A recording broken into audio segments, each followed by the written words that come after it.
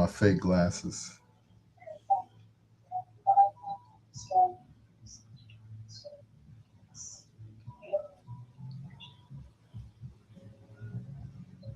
Do do do do do do do do do.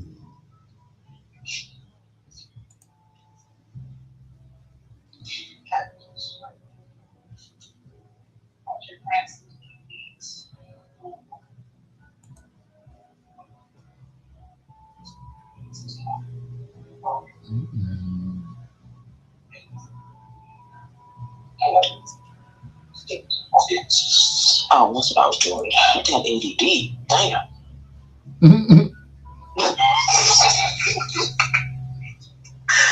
Ooh, let me put you on mute because you be cussing. Hold on. Take you off speakerphone.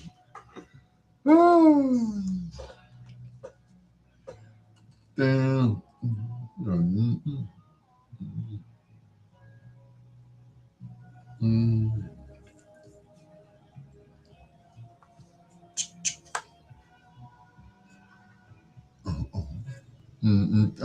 Down. Down, down, down. Down, down, down, down, down, down. Well,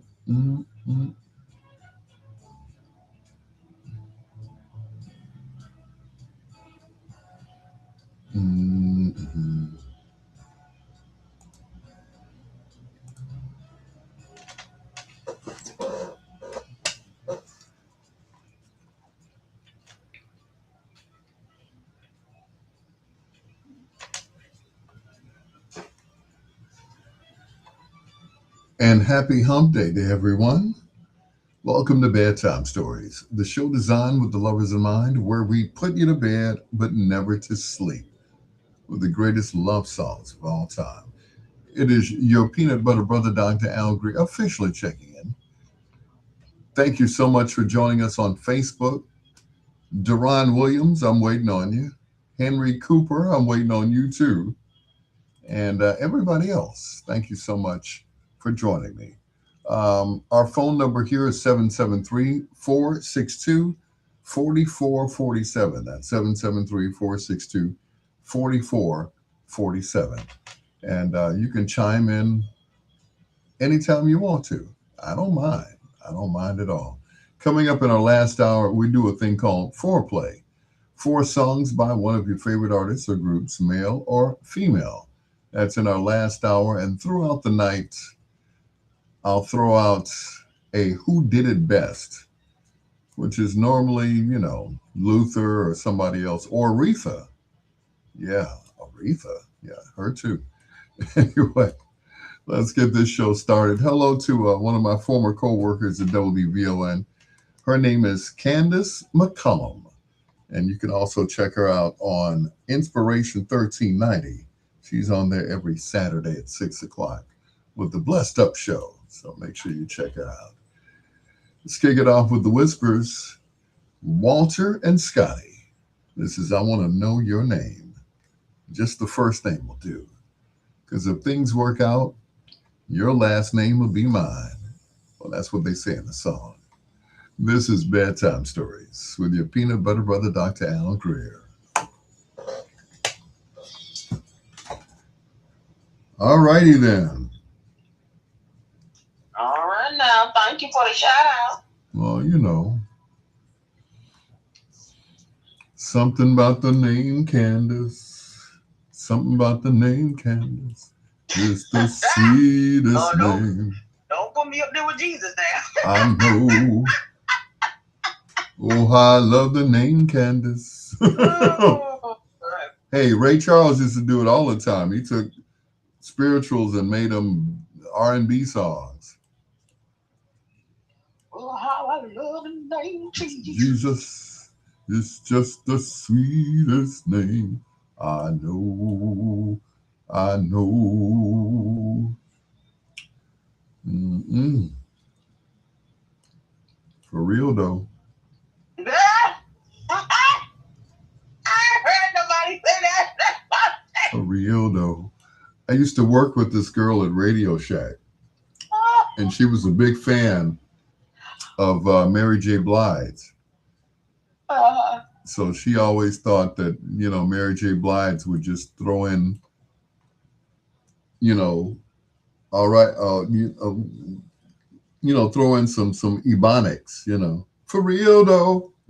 So she'd be singing a Mary J. Blige song, just say, you know, for real though. I'm like, she don't say that in every song. I'm like, come on now, I'm, I'm laughing because my brother used to say that shit all the time. for real though. Like I'll be like, we'll be talking and or he'll say something. I think he still say this shit actually. And he'd be like, for real though. For real though. Mm-mm. I'm like, he 54. I said, boy, Uh-uh. Please, my best friend, she's 66 or 67. She still says, we gonna make it do what it do, baby. I'm like, what you know about that? You heard your grandkids say that, didn't you? I mean, ain't that young people don't be saying that shit. What it do, what it do. I'm like, what do? What are you talking about? I'm like, what it do, what it do. I don't know what it do. What did it do? I don't know. I'm like, okay. Hey, Venetia Diane Brown Upchurch. What's going on, Venetia? You done put me down. That's all right. Me and Venetia used to hang tough. Henry Cooper, good evening. I am him, the doctor. Mm-mm.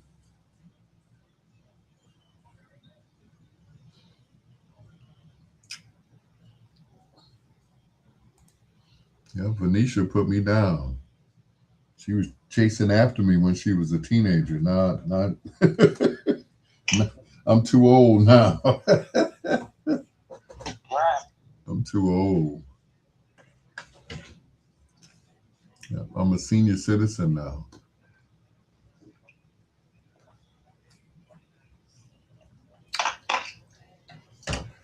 Anywho, You find where you at. yep, yep. We going to Shirley Coleman's party.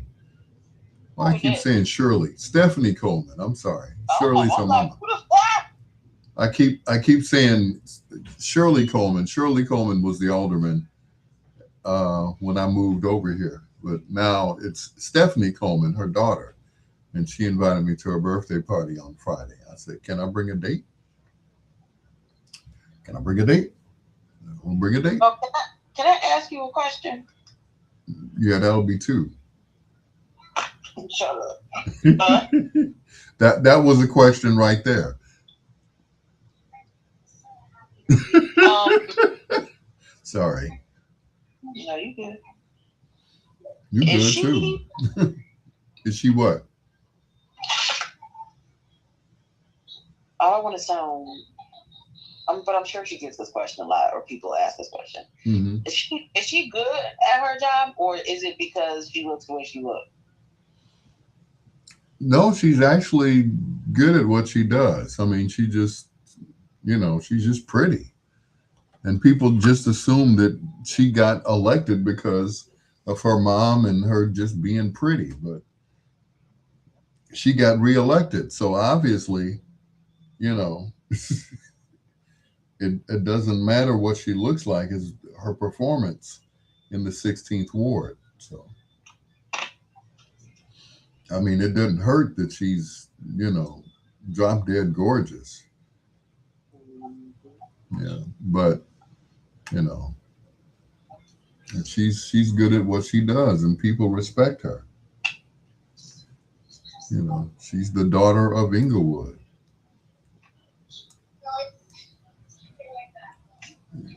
I don't think there'll be another one. Uh, you know, I think she got it. She got it locked up. locked down. The only other person that was like that was the one before her, which was Joanne Thompson. And Joanne was a good alderman, former Cook County sheriff. She walked down the street with a long coat and a gun on.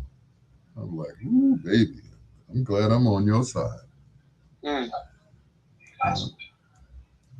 Yep. Yep. She was not to be played with. Well, yeah, but these niggas is dangerous.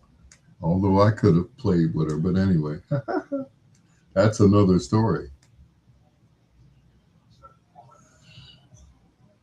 She was very demanding. Al, get in this car now. Okay. Okay.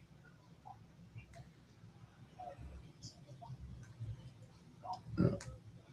When I got divorced the first time, she said, "See there, you should have married me." Oh, okay. I never forgot that. I'm like, dang, I blew that one. You make me feel brand new.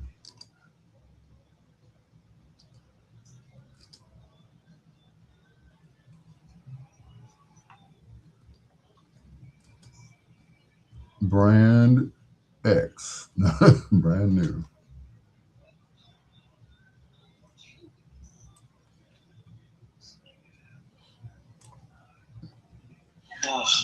I know. How was you guys' day, Venetia and Henry Cooper? Stephanie Godchild. I don't. I'm not. I'm not worthy. Venetia said, "My whole government name. Yep. I haven't been going anywhere due to having surgery on my left eye." Oh, poor baby.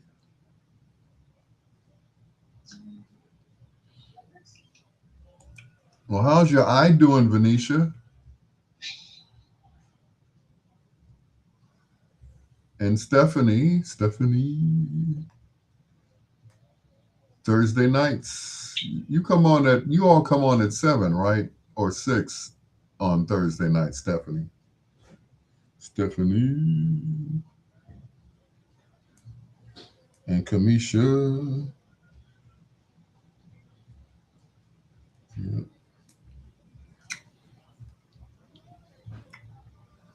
Yeah, from the Real Life Topics podcast.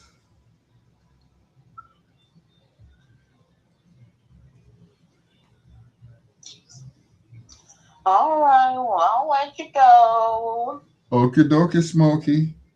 I'll keep you updated with you know who. Okay. You know who about you know what. All righty. All right. Bye bye. Bye. Candace McCullum, ladies and gentlemen, from WVON 1450. Hey, Stephanie.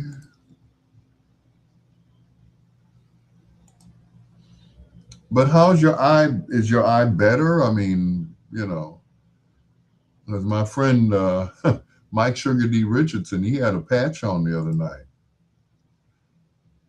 He said, "Hey, what's going on, Nick Fury? 22 stitches in your eye. Good Lord." Phyllis Malloy Bender. Hey, Phyllis. What's up? Hey, sis. Sis, you'll never guess what I had tonight. And I'm going to do it again. I finally broke down and got the um, Alfredo sauce and some shrimp and dumped it all in a bowl with ramen noodles. I know you're like, what? Yep. It was good. It was good. I'm going to do it again later on tonight. Yep. Ramen noodles instead of putting the ingredient package in it, you know, I poured a you know, little Alfredo sauce in there, threw some frozen shrimp in there. Oh my God, it was good. I'm like, I should do this all the time. It's like, okay, you know, why do we have to use the flavor packet that comes in the ramen noodles? You know, but it was tasty. And like I said, I'm going to do it again tonight. And you know, Phyllis Malloy Bender, did you have fun on Sunday?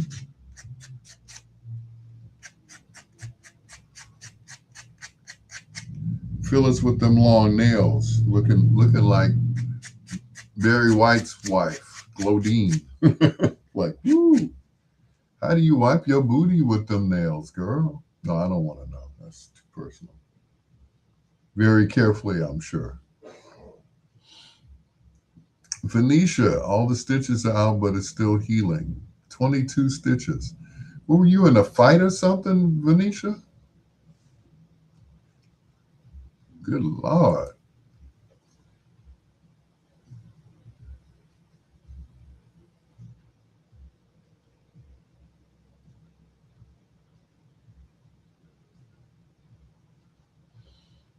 Mm-mm.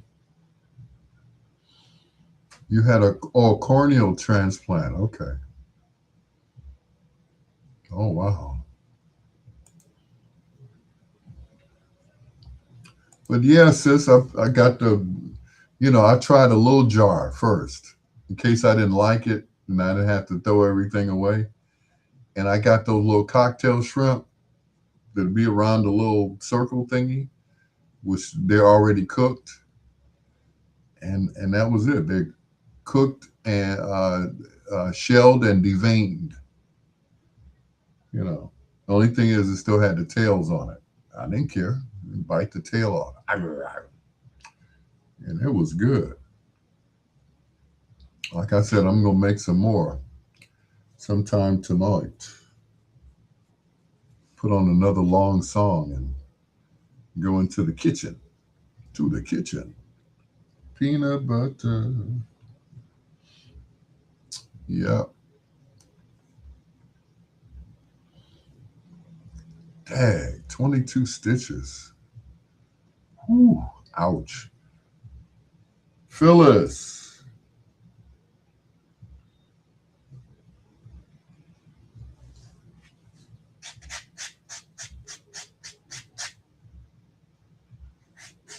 Yep. I believe everybody had a good time on Sunday. I know I did. I'm like, I was not expecting Russell Tompkins Jr. from the Stylistics to be there. I just looked up and there he was. I'm like, okay. Now Gerald Austin, I knew he was going to be there, so I was prepared, but not Russ. Flew him in from Philadelphia. I'm like, okay, I see you. Okay, he's such a you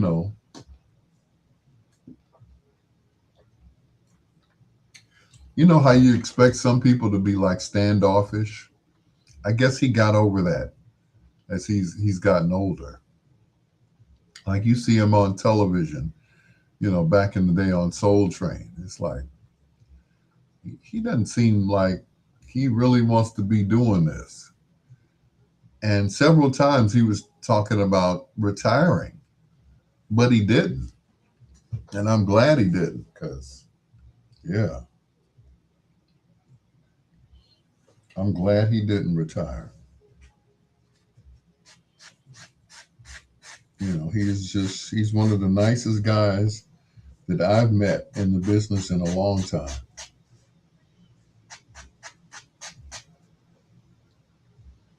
Yeah, he still has that sound, you know. Some people, they get older and they lose their voice. Not Russ. Oh no.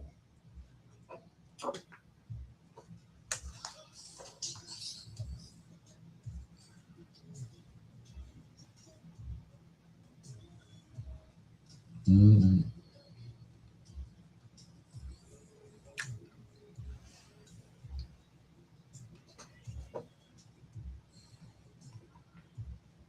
Dirty Dancing.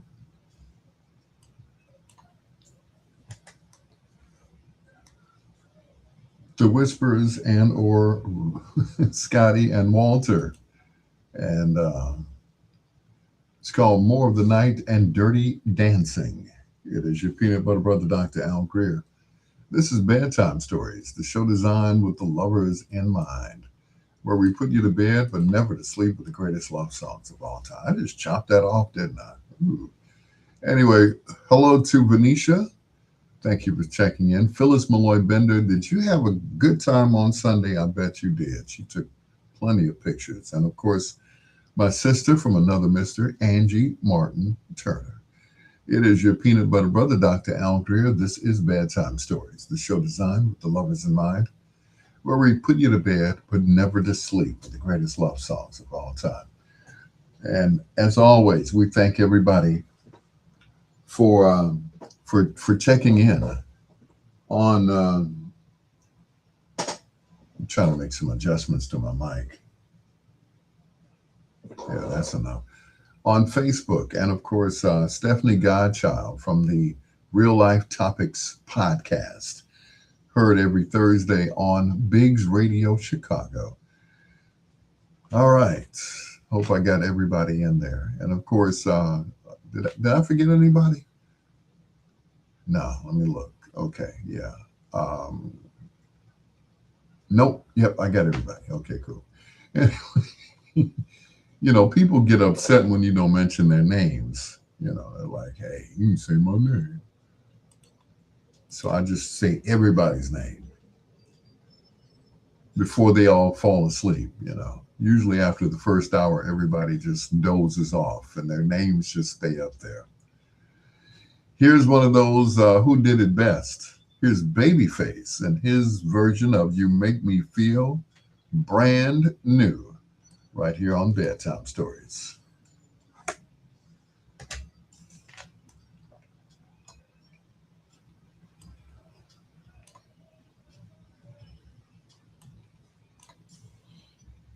My love, I'll never find the words, my love. Tell you how I feel, my love. Sis, it was good. I'm going to make some more.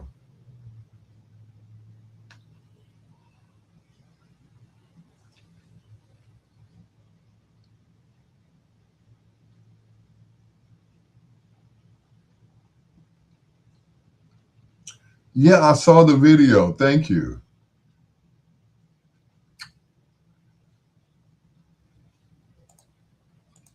Yep, it was definitely a who's who. Yep. I saw the video that you took of me and my sister doing the cha cha slide. You know, my baby sister from another mister, Kim Bradshaw Perry. Did you know that was Casper's widow? And she wasn't supposed to be dancing. She just had a cast on. She's trying to dance.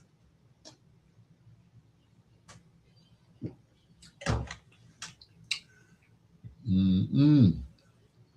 She loved her some Casper, boy. Ooh, my God. I told her at his repast, I said, sis, people tell you all the time, well, call me if you need me. Call me if you need me. You know, I said, you're not gonna get rid of me. You know, she he basically pushed her on me because at first she didn't like me because you know people like people who are famous, who are popular, and that's what she thought. I was just trying to ride his coattails. But when she saw that I had my own coattails, that was it. And it's been a brother and sister romance ever since. So, you know, Kimberly Bradshaw Perry.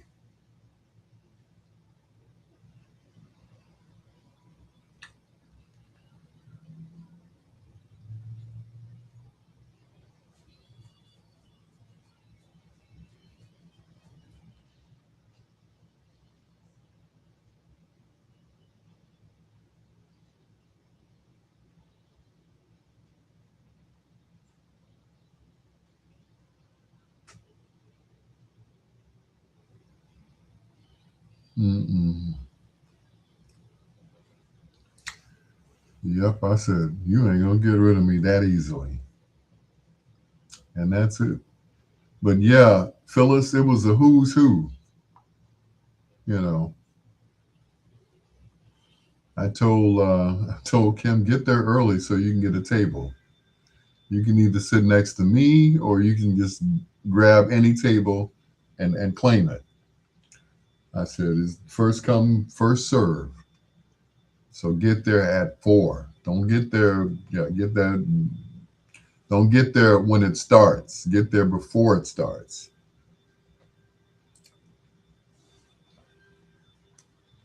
But it was just so nice to see everybody. You know,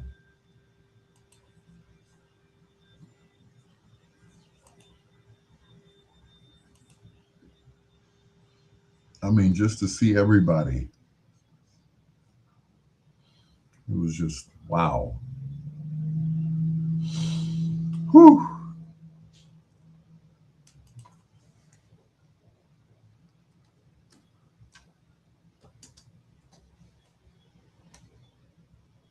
You know, it was just like you said, Phyllis. It was a who's who,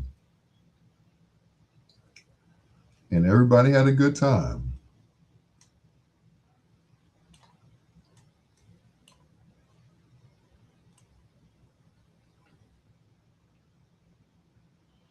I know I did.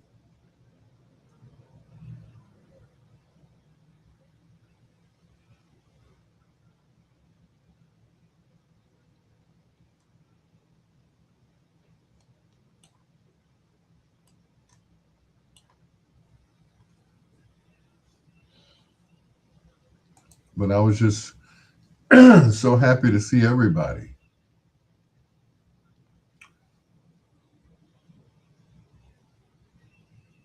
You know, everybody who came out. It was just, you know, just said Kim has such a beautiful soul. She's always had a beautiful soul before, she even before marriage.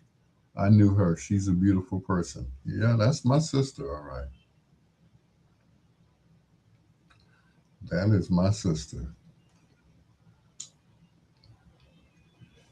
Yeah, I told her. I said I'm gonna stick with you. You know.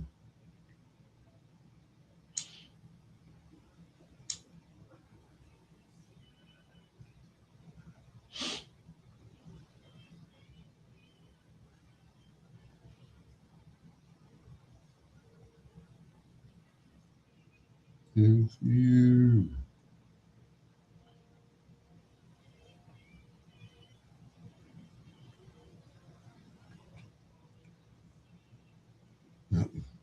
My cousin, whose name is Stephanie, she's into Betty Boop. So um, I send her um, good morning messages with Betty Boop, good night with Betty Boop, hump day.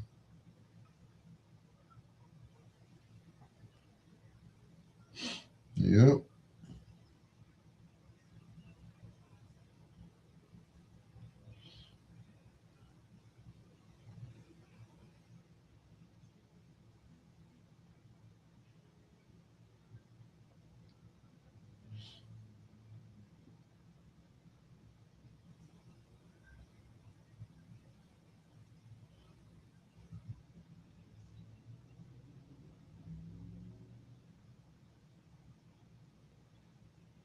Mm-mm-mm.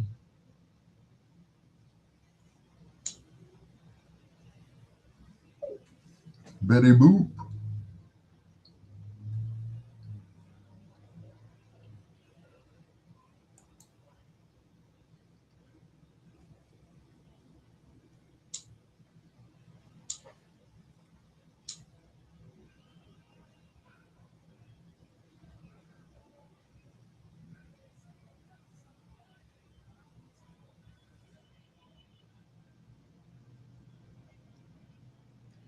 Mm-mm-mm-mm.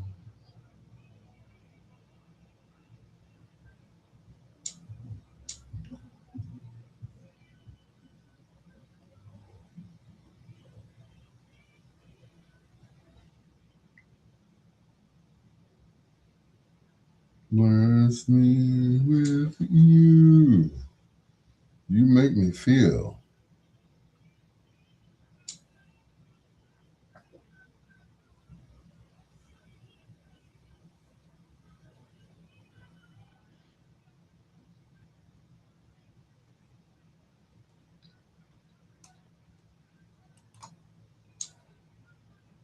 Do, do, you.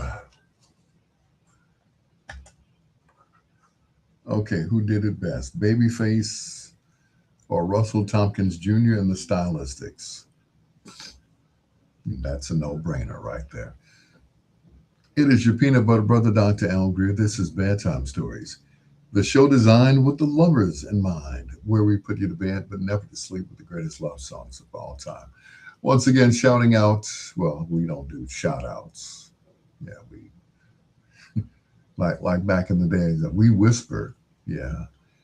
Hello to Phyllis Malloy Bender. Thank you for coming out on Sunday to the Oaklawn Hilton with Gerald Austin and the Manhattans, Russell Tompkins Jr. from the Stylistics, Marshall Thompson from the Shawlights, Gerald Damien from Gerald Damien and Summer Madness, and just, the list goes on and on. The Notations were there. Mr. and Mrs. Rogers were there. You know, yeah, not Fred Rogers, no. Anyway, it's your peanut butter brother, Dr. Al Greer. This is Bedtime Stories, the show designed with the lovers in mind, where we put you to bed but never to sleep with the greatest love songs of all time. People ask me all the time, who is one of your favorite singers? Well, this would have to be one of my favorite singers. This, of course, Phyllis Hyman, Living in Confusion, here on Bedtime Stories.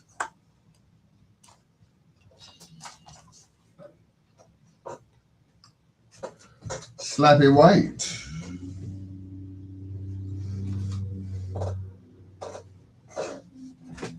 Oh, good God.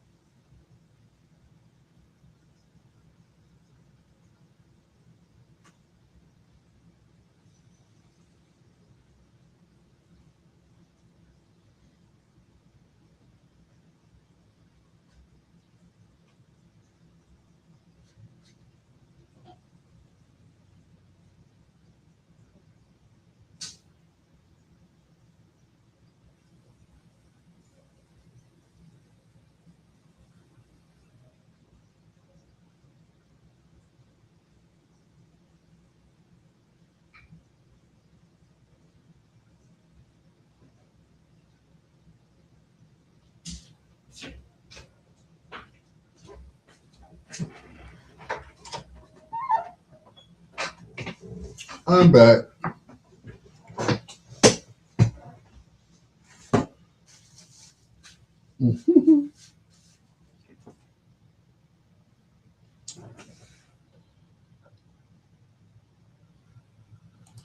I have to keep refreshing to get my messages. What is that all about? Yep, Carlos Cannon. Yep,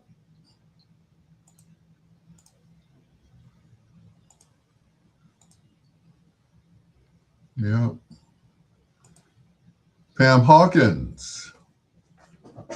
Good to see you.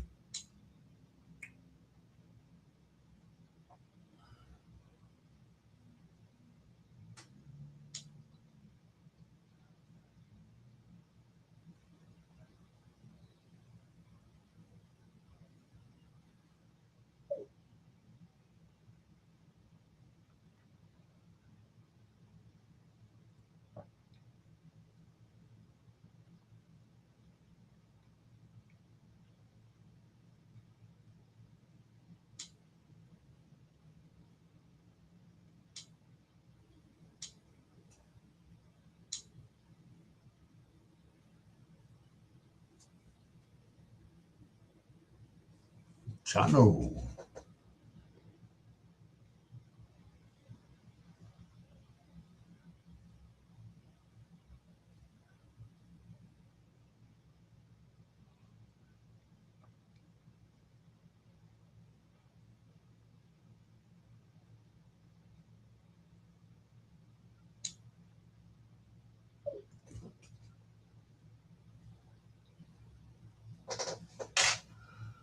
Yep, Carlos should have got up there and did something. I mean, Gerald Damien did. You got to be prepared. You know, Gerald brought his whole sound system. You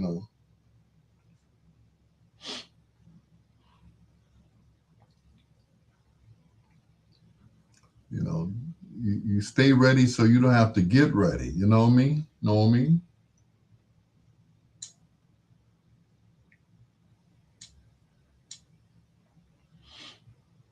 Have your stuff ready and in the car.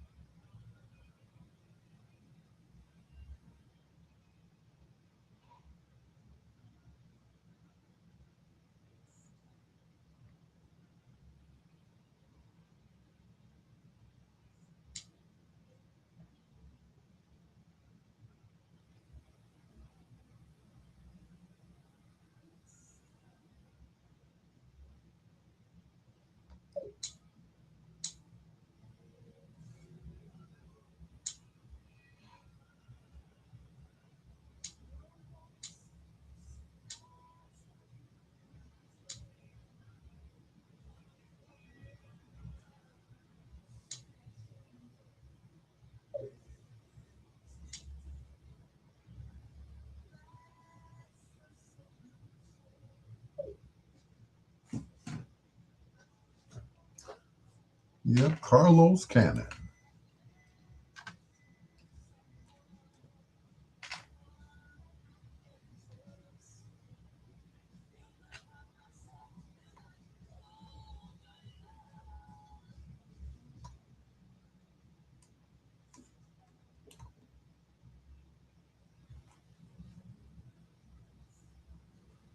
Uh-oh, I think my food's ready.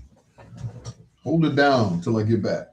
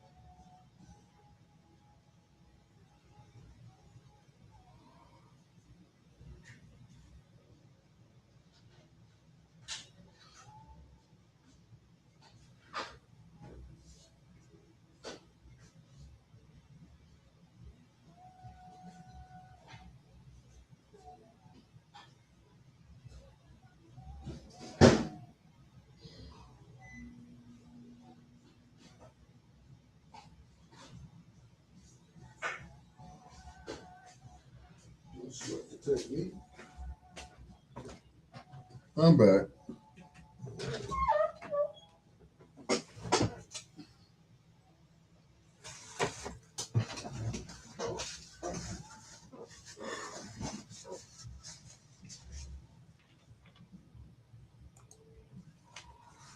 So how's it going? That's right, Nate from Magnum Force. Yeah. Have you done Whitney Houston and the Manhattans? Who did it best? The Lonely? No, I haven't. Good idea, Deron. Pamela Hawkins in Lombard. Hello.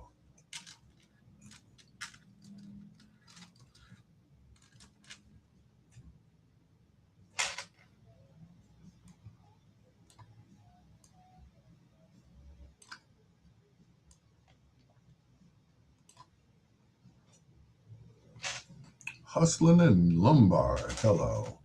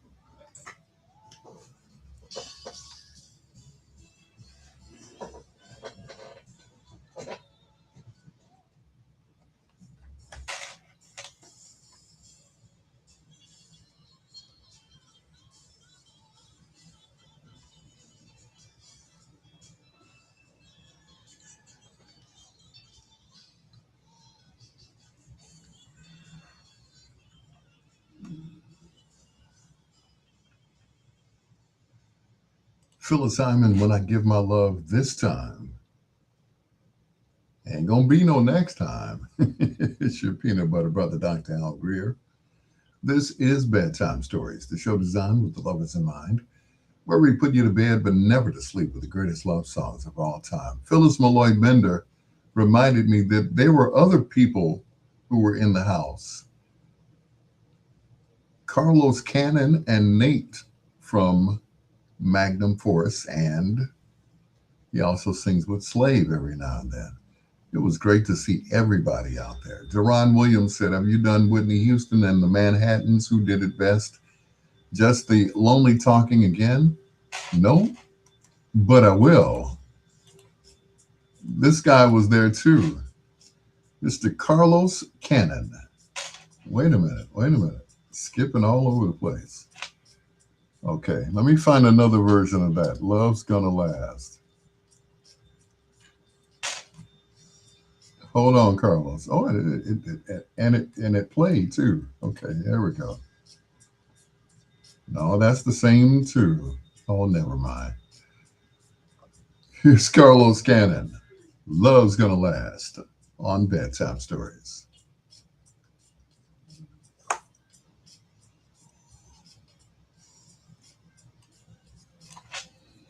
There we go. Love's going to last.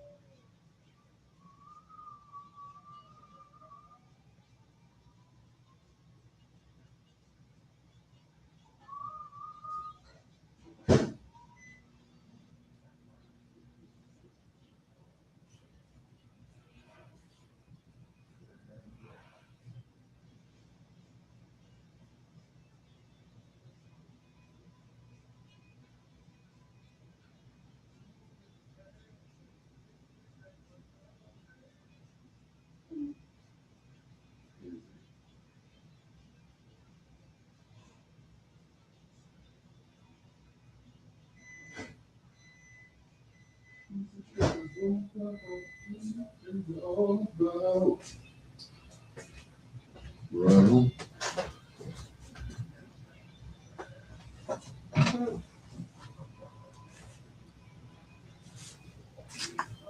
Get a man, but no one understands him but his woman.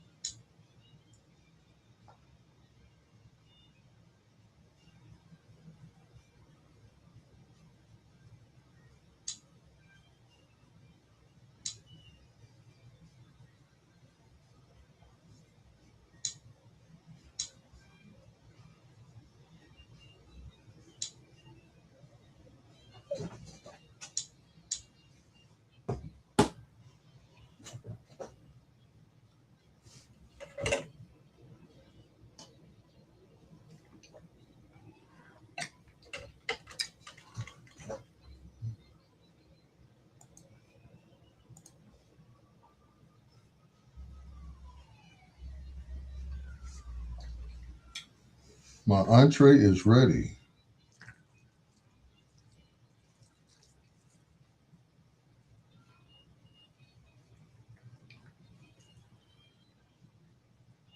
Trying something new. This is ramen noodles, but it has Alfredo sauce in it instead of the regular stuff that you put in there. And some frozen shrimp. Mmm. Might as well make the best out of it. Mmm.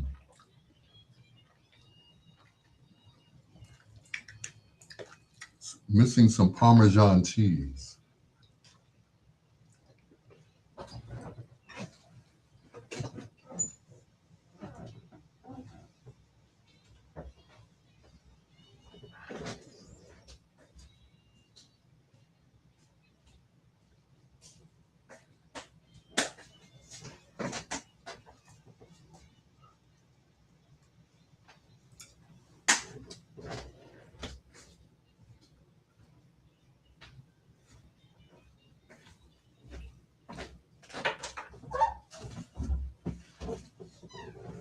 Here we go. And now I have a meal.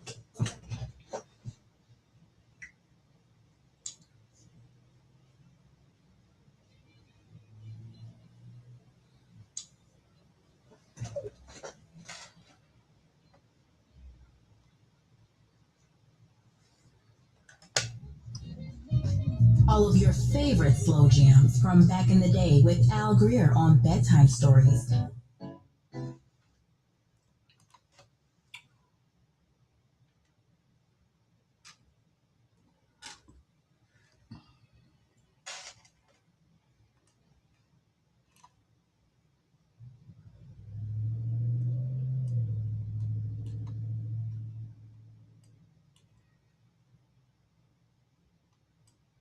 Mm-mm.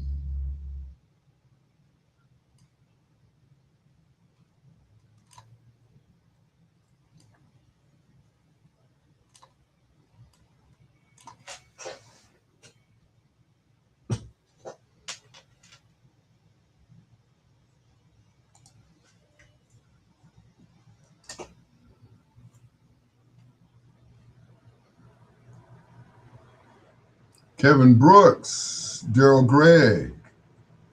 That's right. Well, yeah, Marzette. Well, I said the notations, you know, Cliff and Marzette. And their manager, my sister Darnice.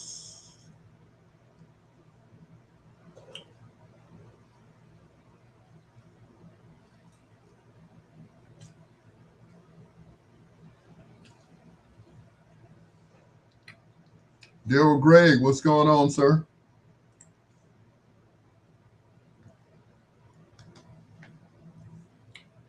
Thank you for participating in my Facebook Live, sir.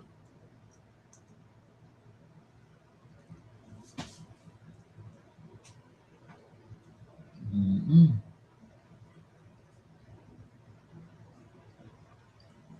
Excuse me while I eat dinner on my live.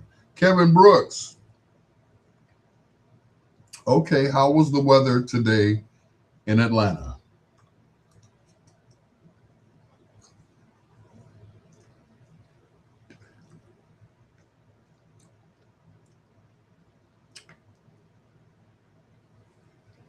Because, see, right now it's 51 degrees here. It never got any warmer, it just stayed all day.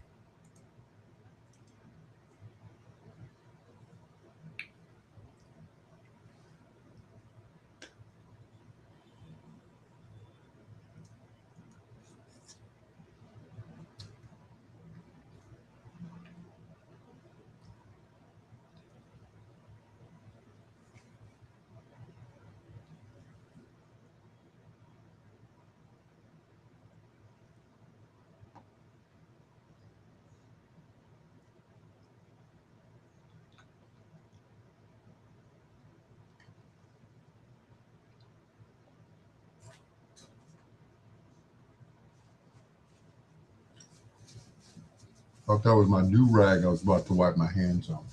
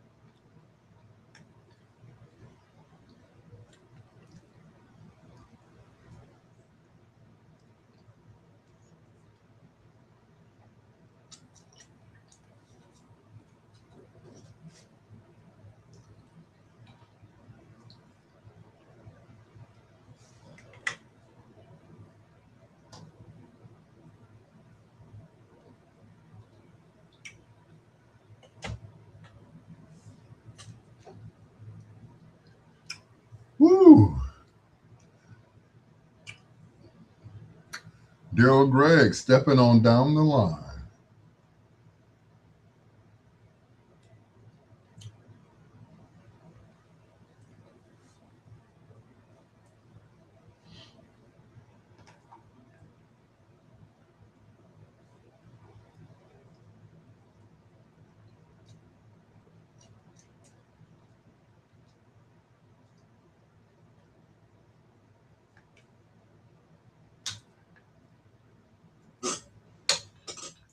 All right, that's enough fan.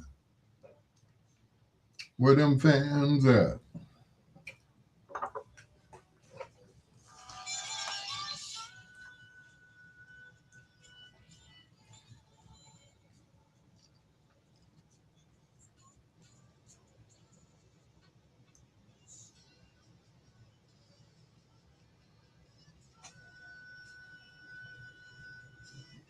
Mm, mm, mm.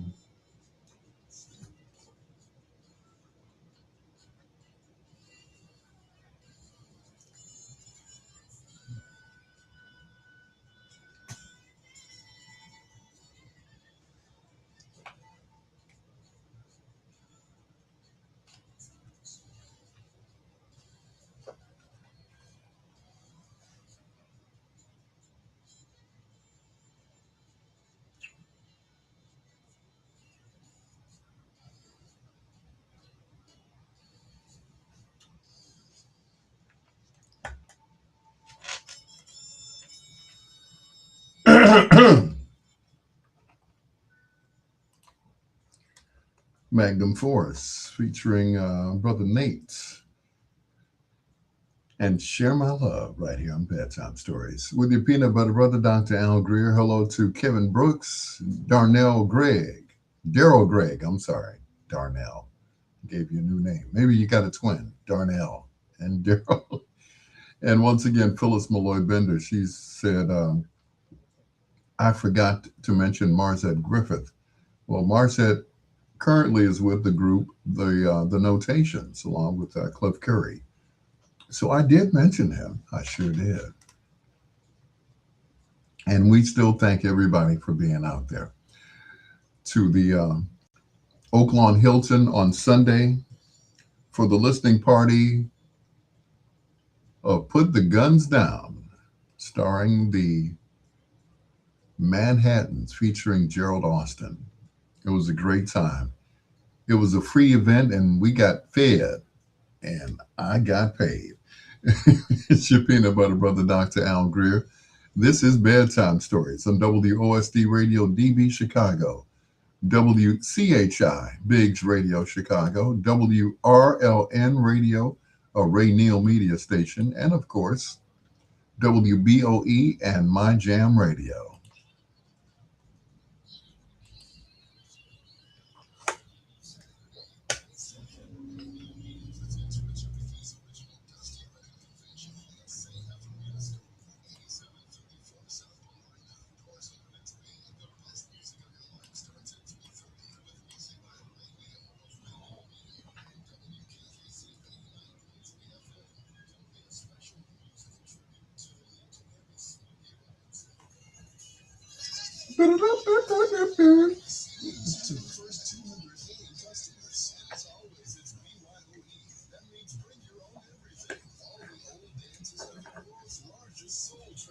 Soul Train.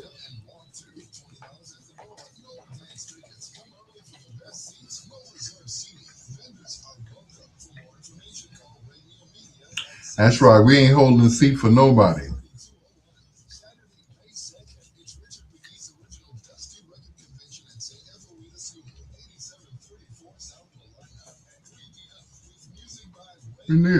Ray Neal Media.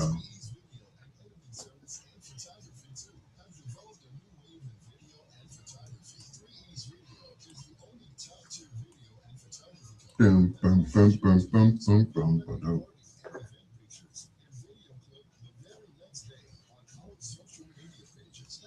Mm-mm.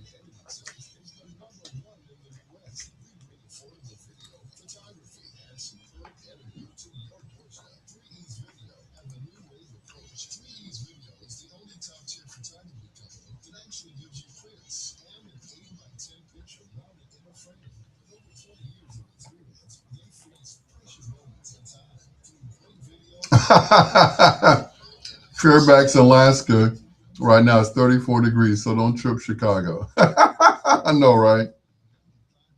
Fairbanks, Alaska, 85 degrees, right now it's 64.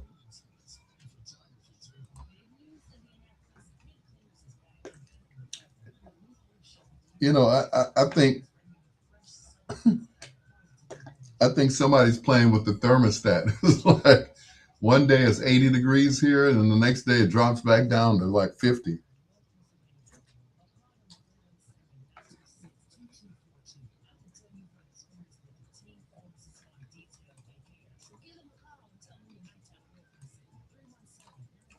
Mm-mm-mm-mm. So fresh and so clean, clean.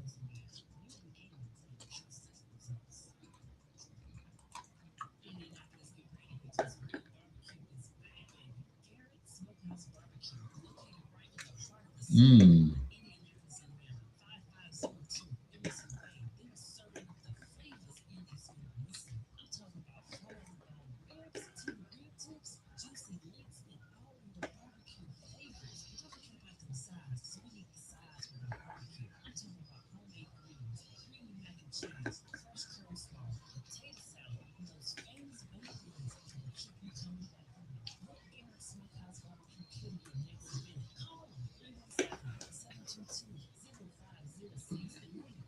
Mm-mm.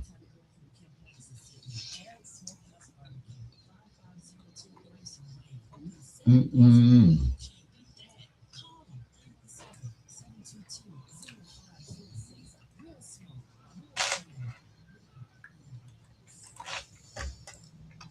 Mm-mm. Now I'm hungry. I just ate. Good Lord. Kevin Brooks said it was 85 degrees in Atlanta today. Right now it's 64 degrees. And in Chicago it's 51 degrees. Mm. He said, but don't trip. Fairbanks, Alaska, right now is 34 degrees. 34 in Fairbanks, Alaska? Isn't it always cold in Alaska? I'm just saying. Anyway, it's your peanut butter brother, Dr. Al Greer. This, of course, is Bedtime Stories, the show designed with the lovers in mind, where we put you to bed, but never to sleep with the greatest love songs of all time. With the first of two in a row from Confunction.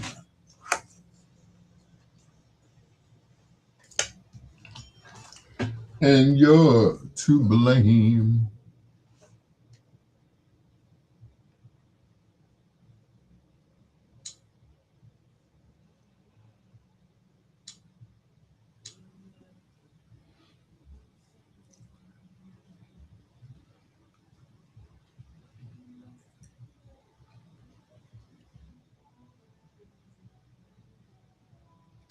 Won't do for the love of you.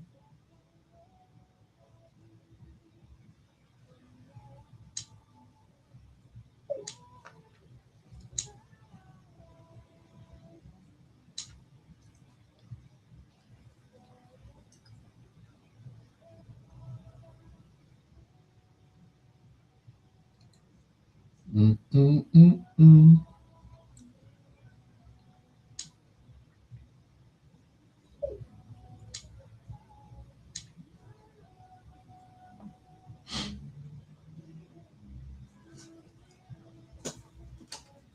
Have my own private summer in here.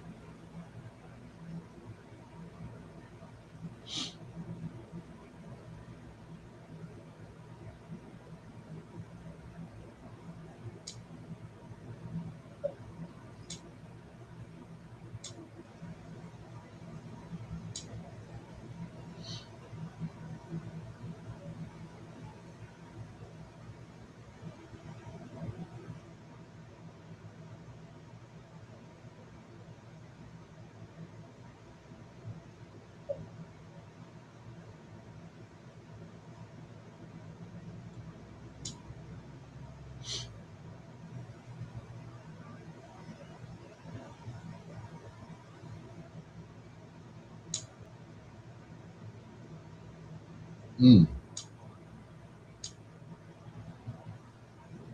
I heard that. Never be afraid to pray for yourself. I know that. I hear you.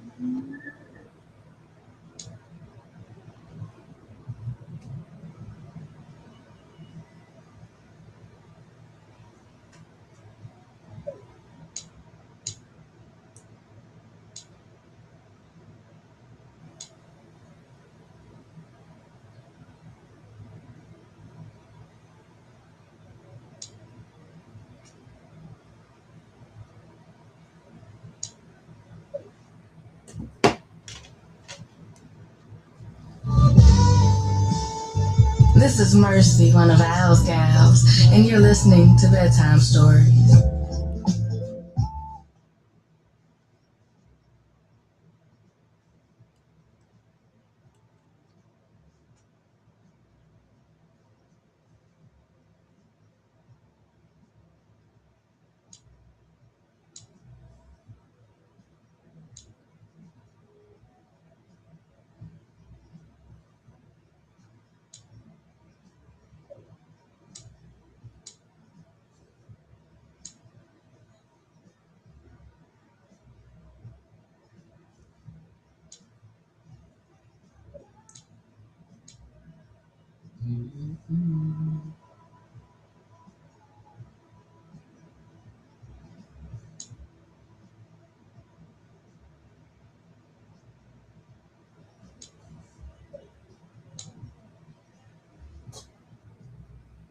Fairbanks, Alaska. North to Alaska. We're going north. The rush is on.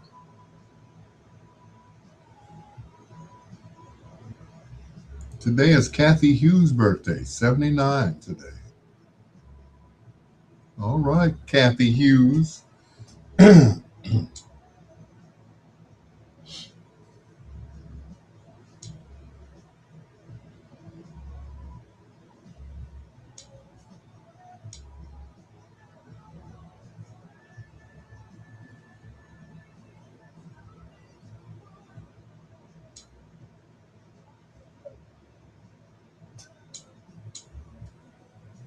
Mm-mm.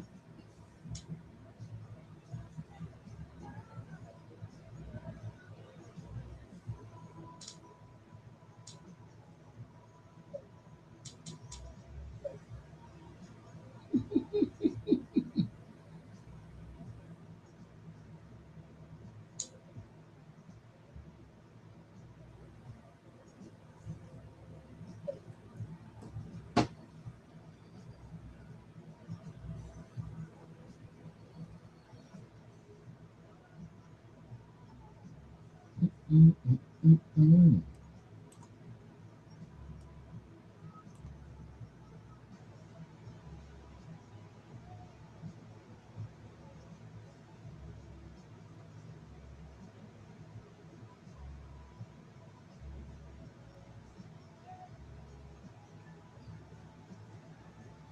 Oh,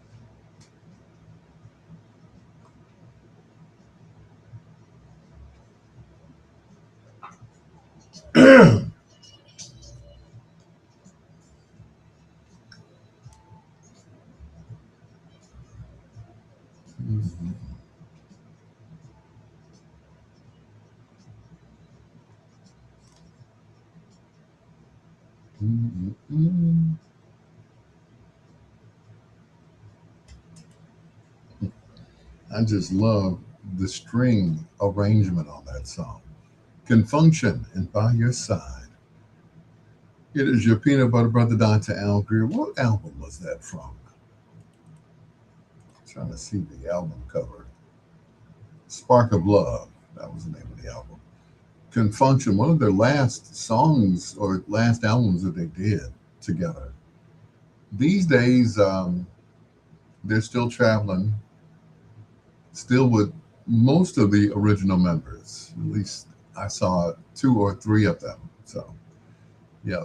Um, Felton Pilate or Pilot, and of course, Michael Cooper, the lead singer, the one who wrote the song Love's Train. Well, both of them actually wrote it, but they only settled on one version. Both of them had lyrics to the music, and they kind of liked Michael Cooper's lyrics better. Anyway, happy birthday to Kathy Hughes, who is the CEO of Radio One and TV One. She's 79 years old today, or should I say, 79 years young. Kathy Hughes. One of these days, she's going to hire me. I keep saying that. I've been saying that for the past 10 years. One of these days, she's going to hire me. I hope. Before I'm too old to travel, right? It's Whitney Houston who did it best. Just the Lonely talking again, right here on Bedtime Stories.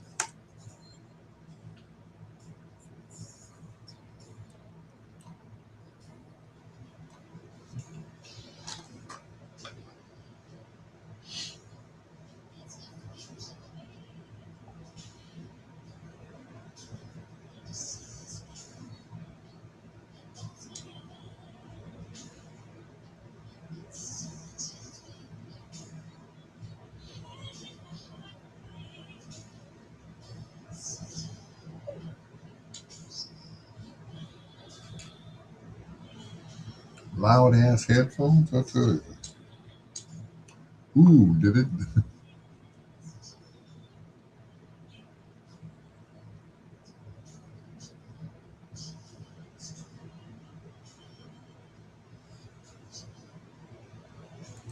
Happy birthday, Kathy Hughes. I'm sure she listens to me sometimes.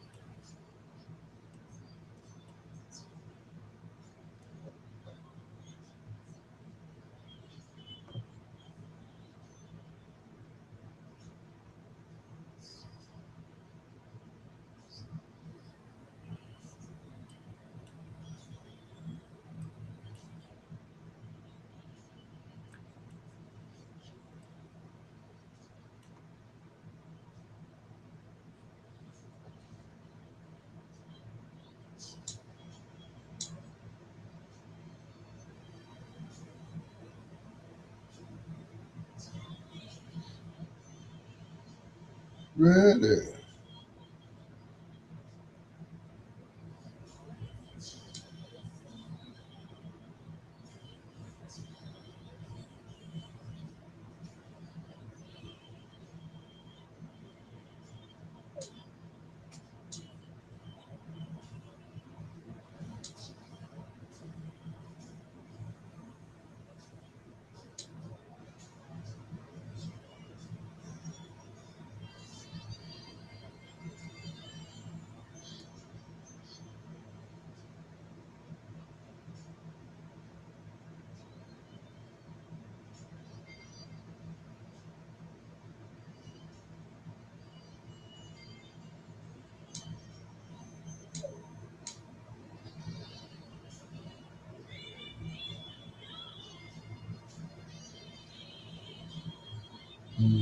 Mm, mm, mm.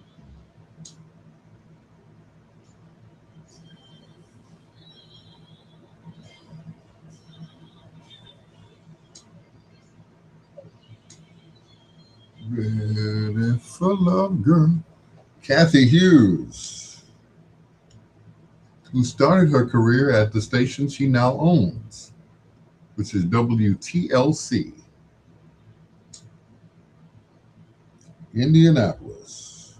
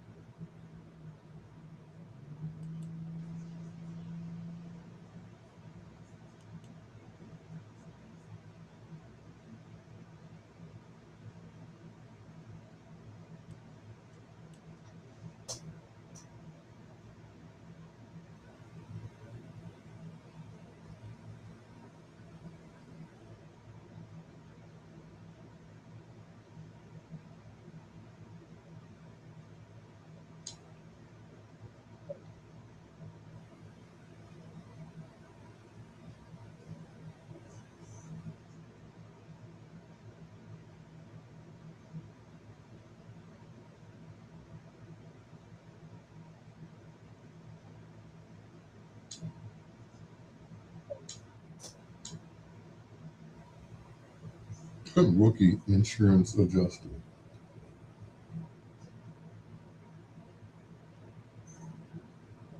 Jack Latterman.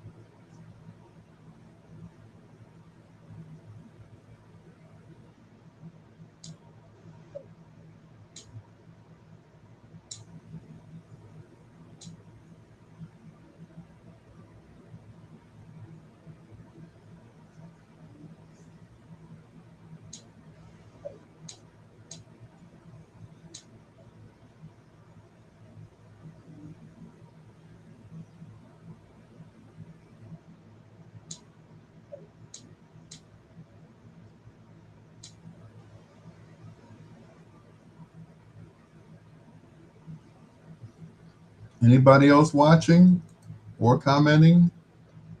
Let me refresh. I have to keep refreshing this. There we go. These are Thursday night jams, and you end your week with a day early. I know, right? Russell Baker, Shake and Bake. What's going on, sir? How's the weather down there in Texas? In Texas. Deep in the heart of Texas.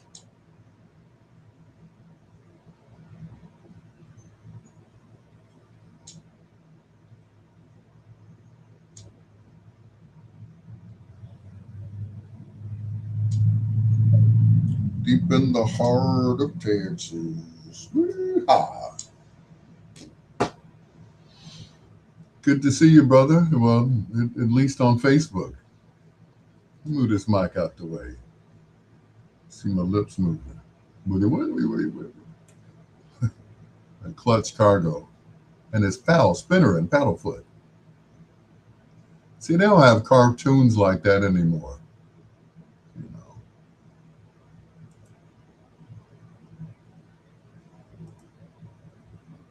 You know, these cartoons, boy, I tell you,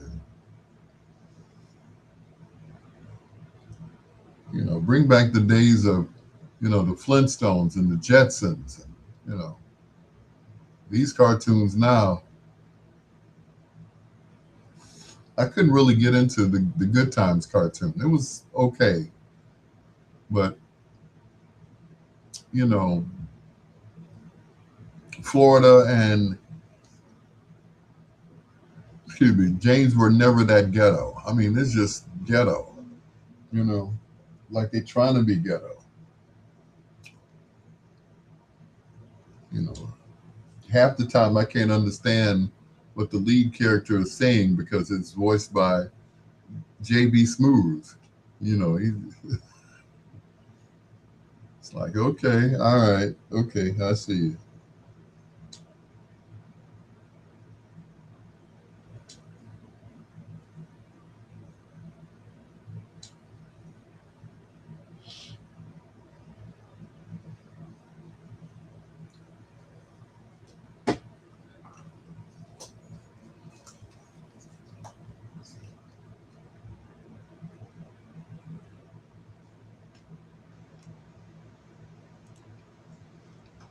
That is my buddy Gerald Austin, the Manhattans, and just the lonely talking again, right here on Bedtime Stories. With your peanut butter brother, Dr. Al Greer. Once again, happy birthday to Kathy Hughes of Radio One. I know somebody is out there listening that knows that I know her. Well, I don't know her personally, but you know, I'm just saying. I'd like to get to know her. Russell Baker, thank you for being on my live. Russell, aka Shake and Bake,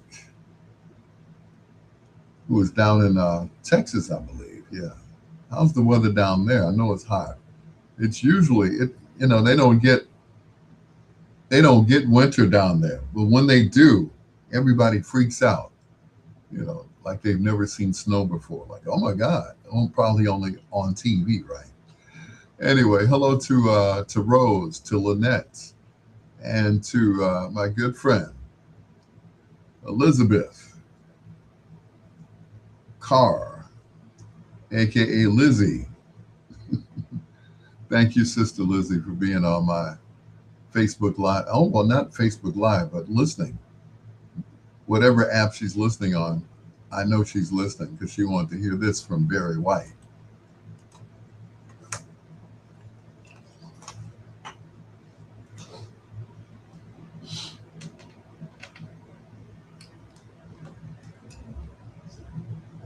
Classical and pop.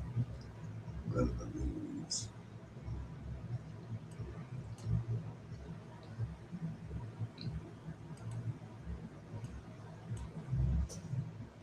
Shake and bake.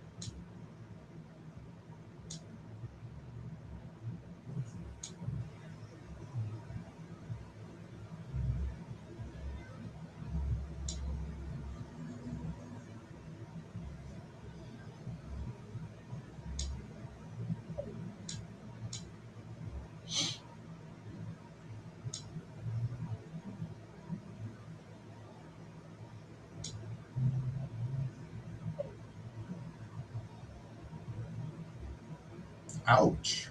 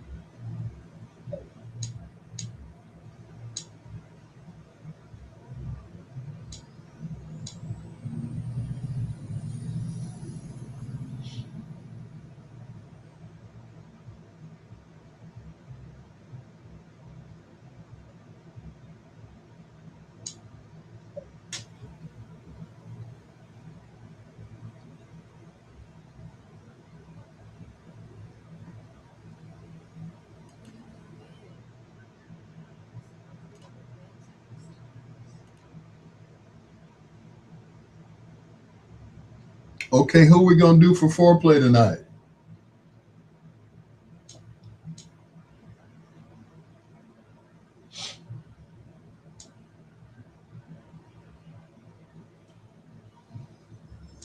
Jimmy Kimmel is next.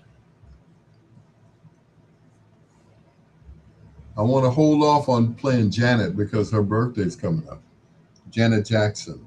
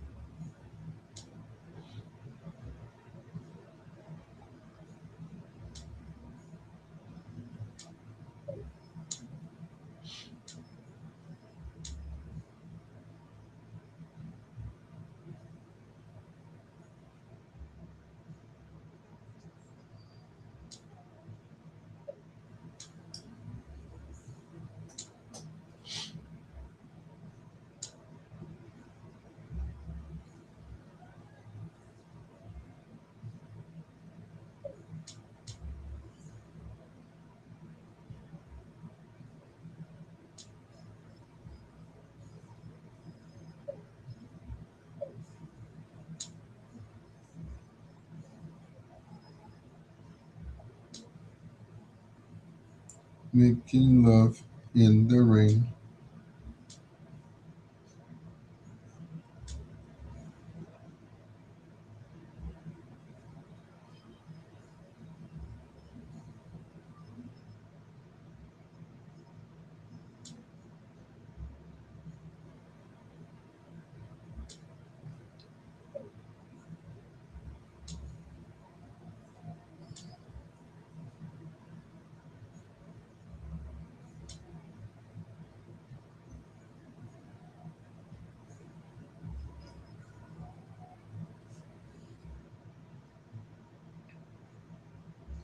Snooky.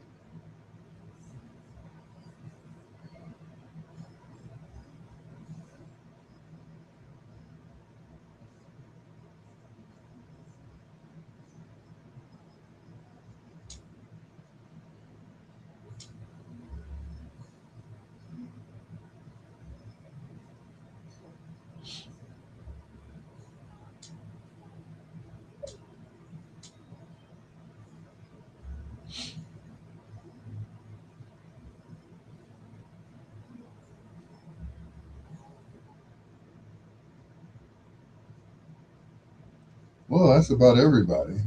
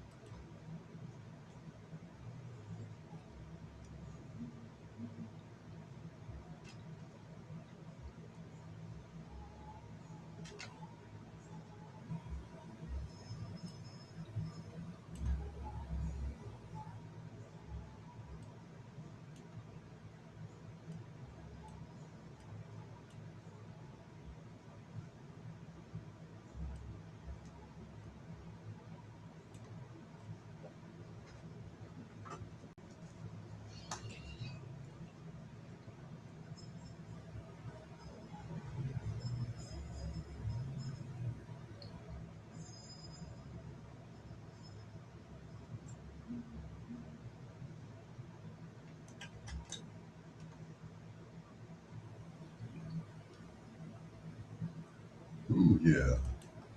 Making love in the rain. Ooh, I can't wait. It gets warm. Oh my God. It's going to be something. There's something about the rain and nighttime and summertime that all goes together, you know? Making love and, ooh, that could be dangerous. Somebody could get, well, anyway. It is your peanut butter brother, Dr. Alger, just about 22 minutes away from foreplay. If you all have any suggestions for foreplay, let me know. I'd be happy to play them. All right. Whether it be a male or female or group, it doesn't matter. Just let me know. It is your peanut butter brother, Dr. Al Greer. This is Bedtime Stories, the show designed with the lovers in mind, where we put you to bed but never to sleep with the greatest love songs of all time. Here's two in a row from Champagne. They don't get enough credit, you know. Photograph.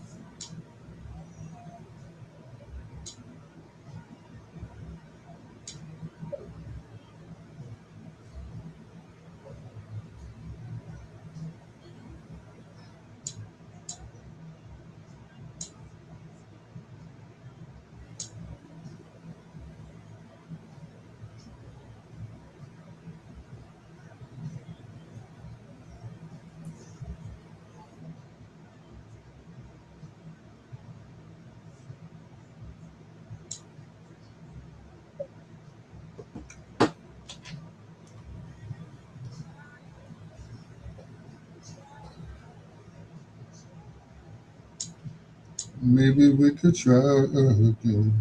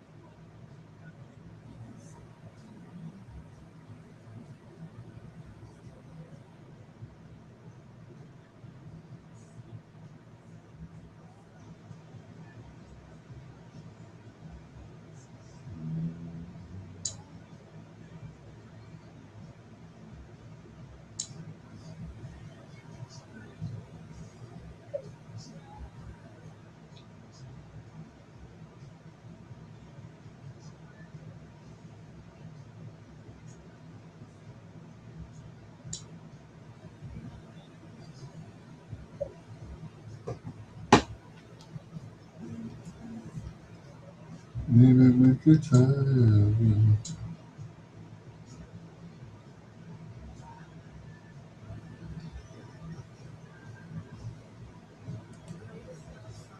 All time with Al Greer and Bedtime Stories.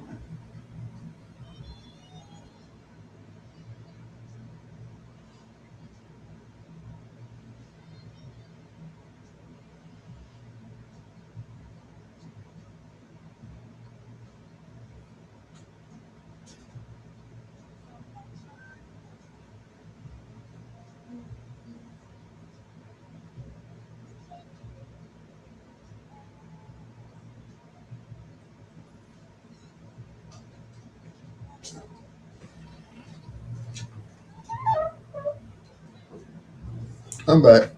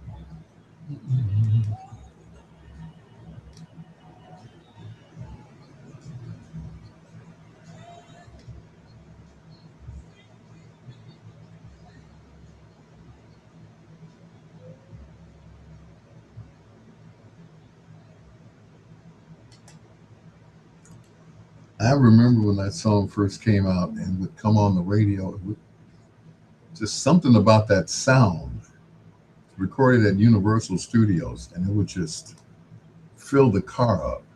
If you had a good stereo in your car, it would just fill the entire car up. Champagne, how about us? Featuring honorary member Paul Richmond right here on Bedtime Stories. Just a hit of foreplay in about 13 minutes. And I still don't have a idea who I'm going to do for foreplay. I think I do now. Yeah, it's a group that I haven't done in a while, and they had a lot of hits.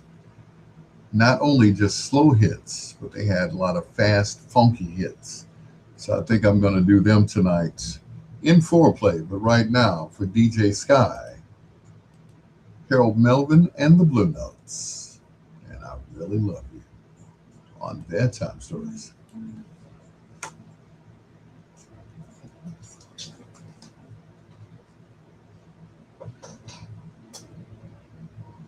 You got the My Pillow guy?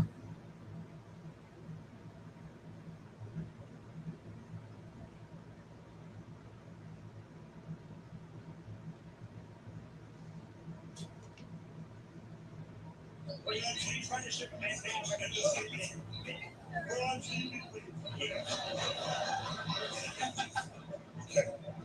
TV, please.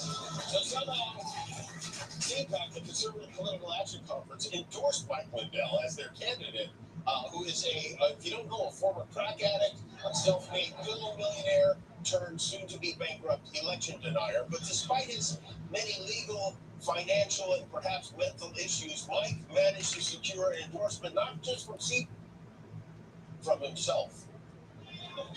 Hello there, it's Mike Lindell. You know who. I got thousands of pillows and a gun under each one. Next year, Minnesotans face the most important election since the 97 Lake Hiawatha wet sweatshirt contest. I voted for Pudgy Peggy. But in 20 on 26, we gotta get a new governor. And that's why I'm endorsing a great American who overcame a whole lot of hardships and head injuries. Me, Mike Lindell, for governor. Nobody knows Mike Lindell better than me because I am him. I know how he thinks. I know what makes him tick.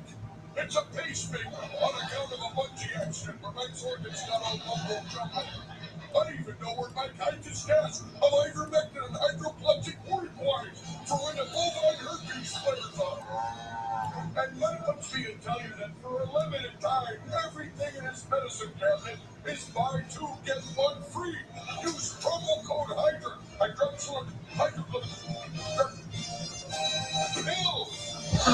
Just take my word about me for it. I got plenty endorsements, like my sleep paralysis demon, and 4 out of 5 of the voices in my head. Number 5 tells me to start fires in the River Hills Mall. Watch it burn. And this election, no crooked voting machines. You want to vote for me? You got a snowshoe to an old bar. Tell a joke to a goat. Then drop a pine cone in the voting bucket. The way the founding fathers meant for us to. So, vote for me. Let Neil Petkin. Who the hell did this upside down screw? Wrong house again. Vote for me. Even though he's got no money left. My Craigslist.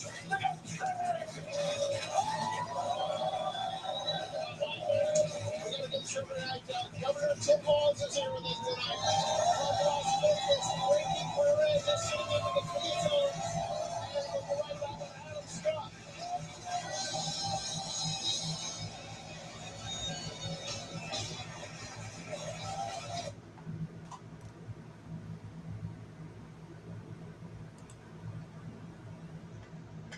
Al Greer with bedtime stories.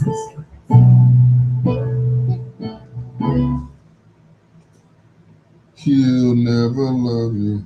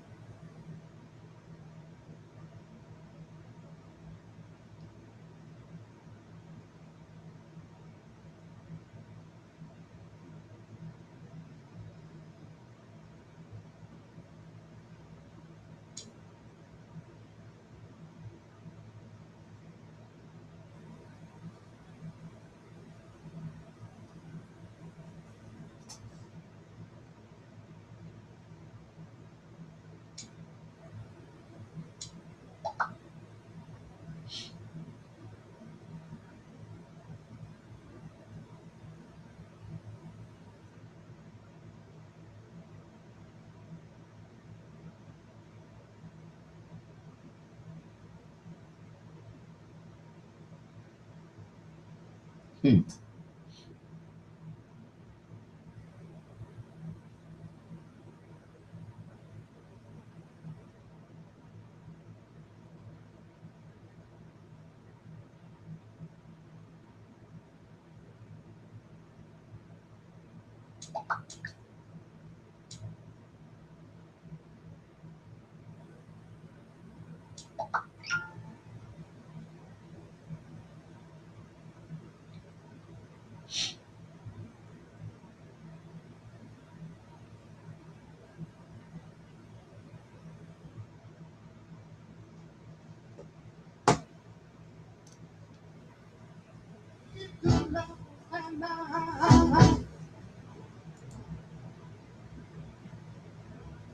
He'll never love you like I do.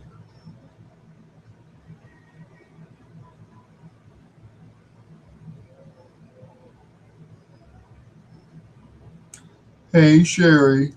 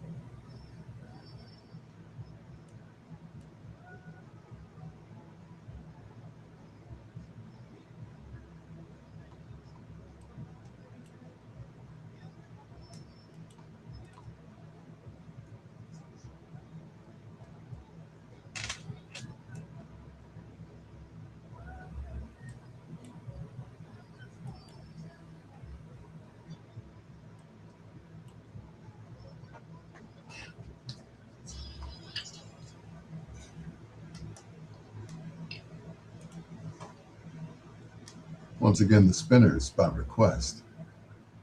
He'll never love you like I do, because I know what you like, baby. I know all the right spots to hit. It is your peanut butter brother, Dr. Al Greer, just ahead of foreplay. Yesterday, we called it the day the music stopped or the music died. Prince Rogers Nelson, of course, made his transition 10 years ago on April 21st. Tonight, we play another Prince song. Here's Betcha by Golly Wow on Bedtime Stories.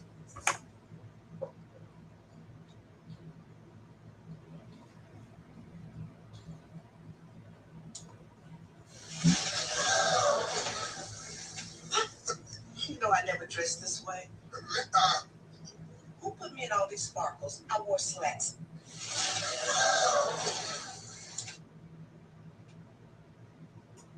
Morbid Facts.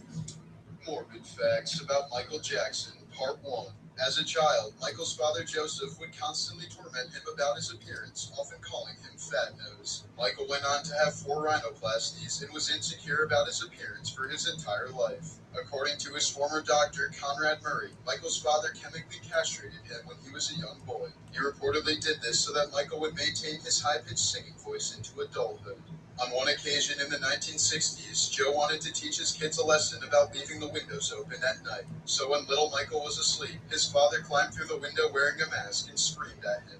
From that point on, Michael would have recurring nightmares about being kidnapped from his bedroom.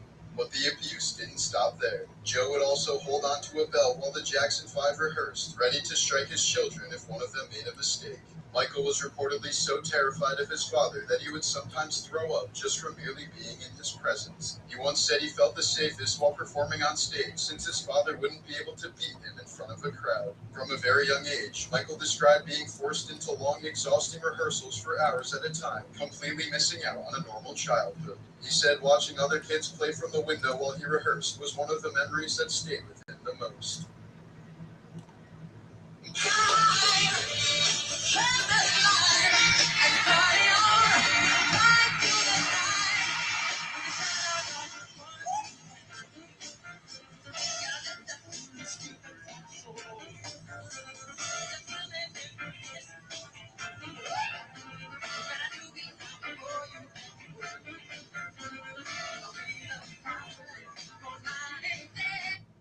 Yes, get hard twice.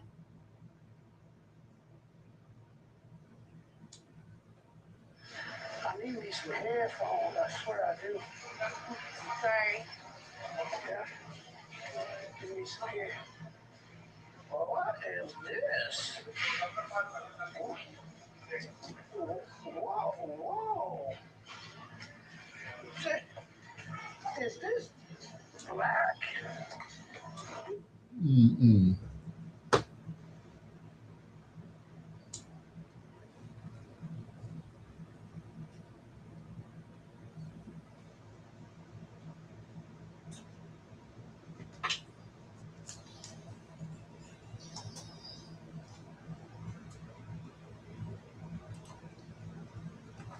He did.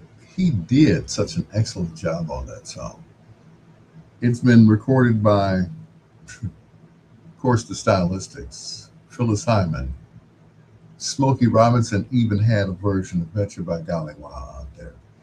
Prince from the Emancipation CD. Betcha by Golly Wow, right here on Bedtime Stories on WOSD Radio DB Chicago, WCHI Biggs Radio Chicago, WRLN Radio, a Ray Neal media station, WBOE, which belongs to Professor Reggie Miles, and My Jam Radio. I think I'm on My Jam Radio. Let me check. Foreplay is next.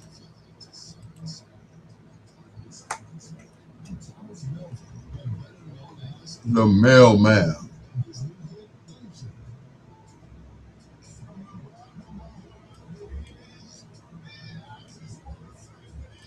I just want to thank you.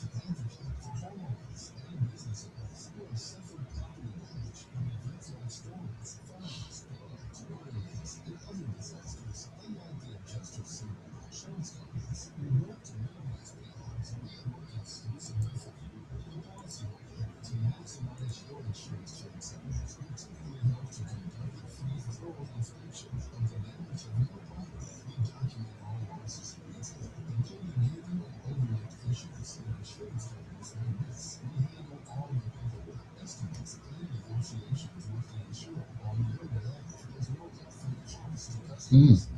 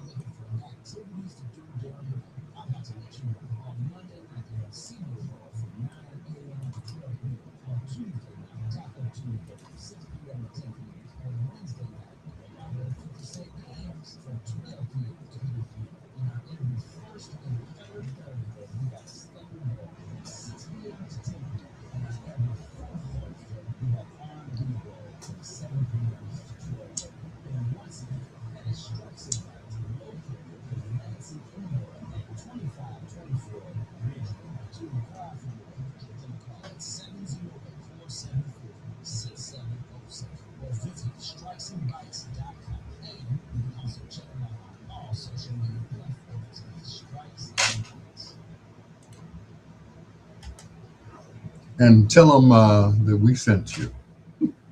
Biggs Radio, WOSD Radio, all of us. Yeah. It is time for foreplay. They are an American R&B and funk group known for songs like Love Don't Live Here Anymore, Car Wash, I'm Going Down, Wishing on a Star. Is it love that you're after? Hmm. All of those songs, yeah. Originally, they were known as the TCU Band. Uh, then they changed it to Magic Wand and began working with a young lady by the name of Yvonne Fair. They became the backup group for Undisputed Truth, Smiling Faces sometimes. They had a hit out of the box with the soundtrack of Car Wash, a hit right away. Actually, they recorded the album before they did the movie. They did the movie and they included some of the songs that were in most of the songs that were in the soundtrack. But all those songs, they wrote around the songs, which is interesting. Okay. They did the songs and they're like, okay, so we'll write a scene where I want to get next to you. We'll write a scene, I'm going down, and so on and so forth. And of course, the theme song Car Wash became a smash disco hit. Tonight, we feature in foreplay Kenny Copeland, Kenji Brown, Duke Job, Victor Nix, Henry Gardner, Freddie Dunn, Michael Moore, Terry Santel, Michael Nash, Reese Benson, yeah, Lisa Taylor, and of course, Gwen Dickey, Rolls Royce inside of foreplay on Bedtime Stories.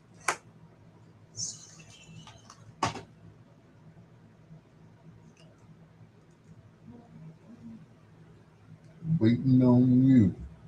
Oh, my baby.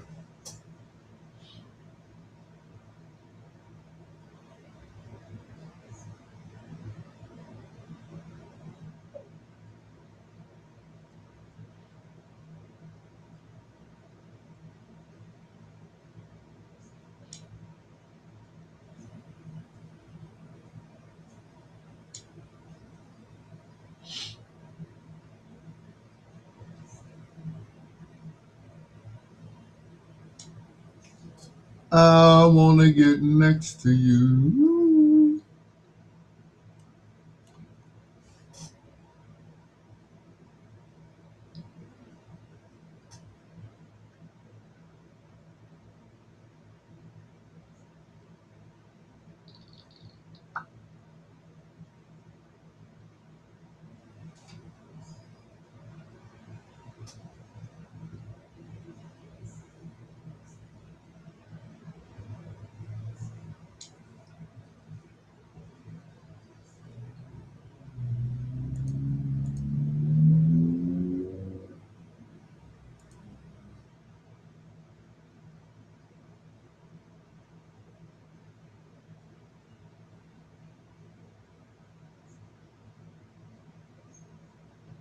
Sherry Yvette Withers Banks. Got to say the whole thing.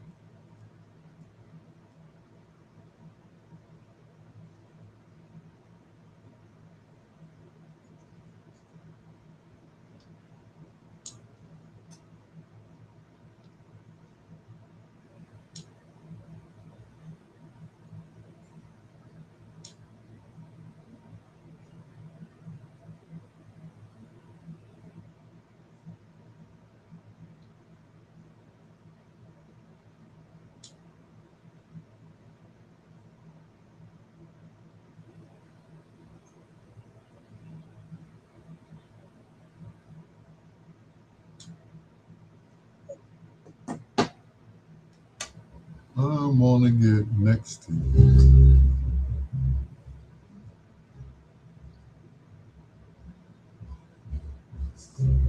I certainly do. You're listening to Bedtime Stories with Dr. Al Greer, where we put you to bed but never to sleep. Doom, doom, doom, doom.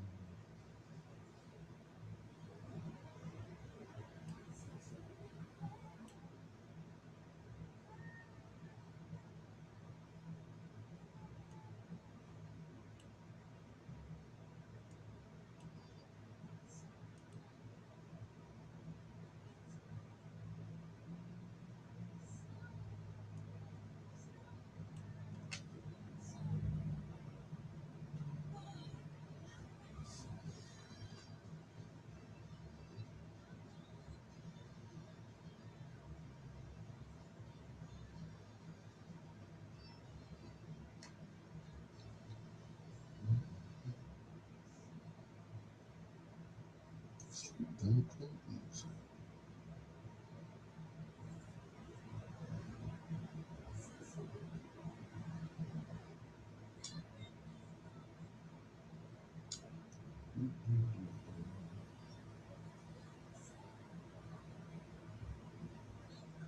Done to me.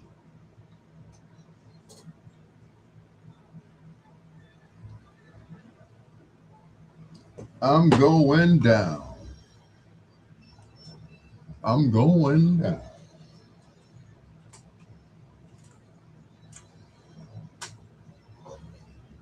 Boom, boom, boom, boom, boom.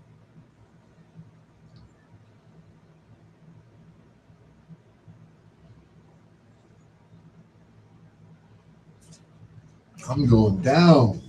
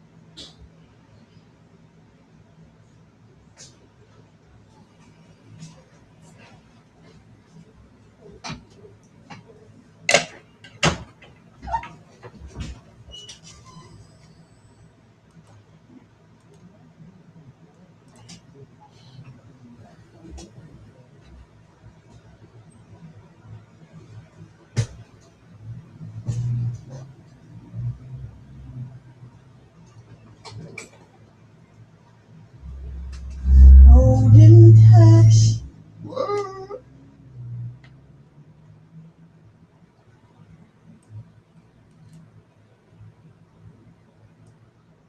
Not the golden touch. Super beats.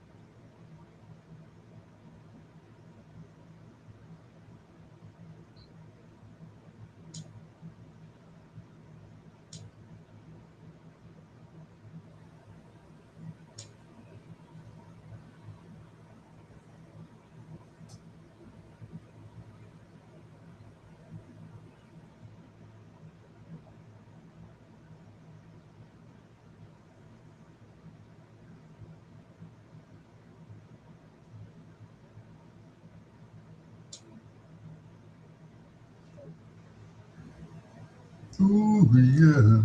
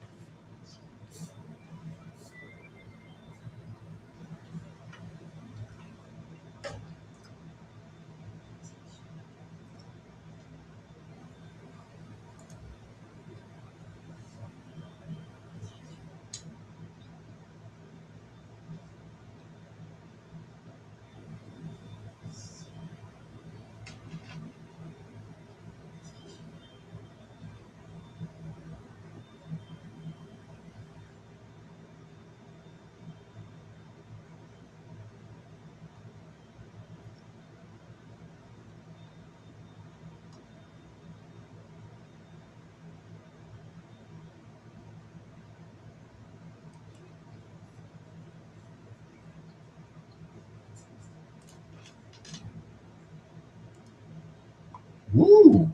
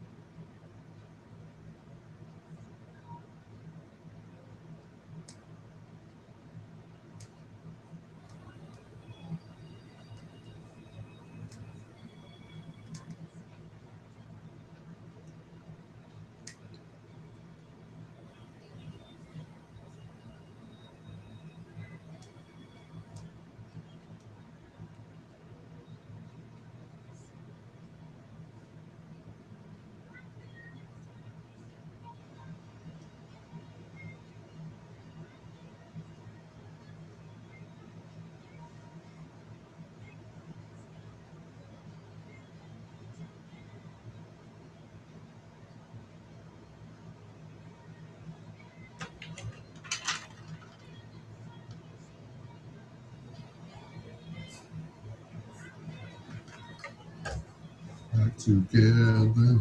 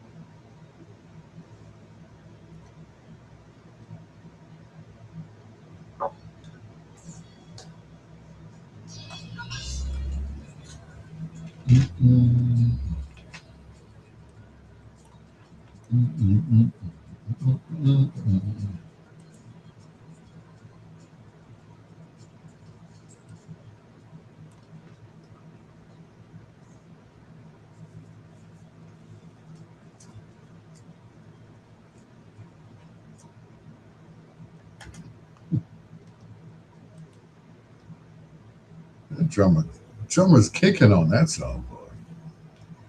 Rolls Royce wrapping up foreplay. I'm wishing on a star. It is your peanut butter brother, Dr. Al Greer. This is Bedtime Stories, the show designed with the lovers in mind, where we put you to bed but never to sleep with the greatest love songs of all time. Reminding everyone within the sound of my voice, let me bring the music down just a little bit. Okay, can everyone hear me? All right, good. All right, got the mic up. Donations are welcome via Zelle at alpgreer@gmail.com. Let me tell you that again.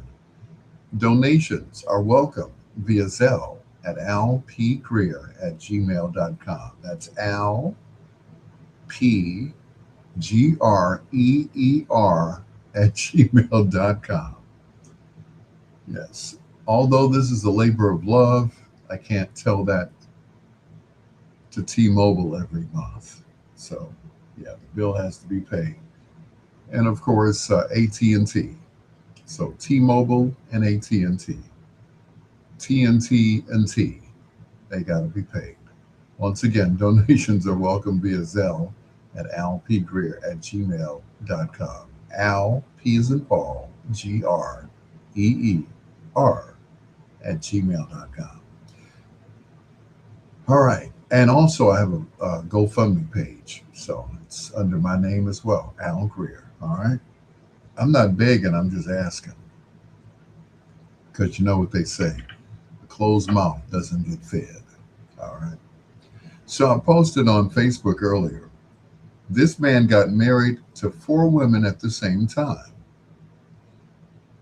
Things went wrong during the night when he discovered all 4 wives were transgendered. Let me say that again.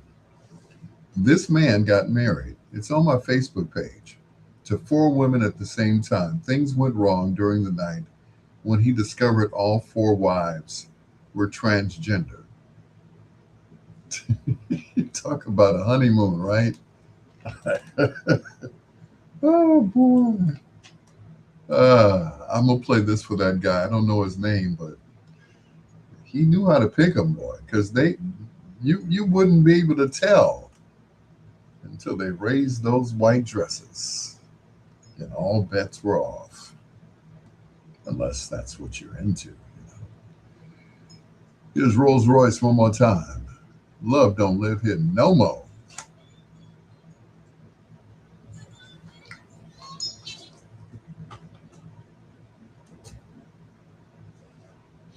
Mm-mm.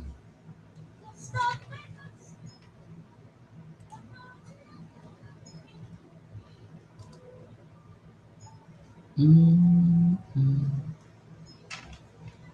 Mm-mm.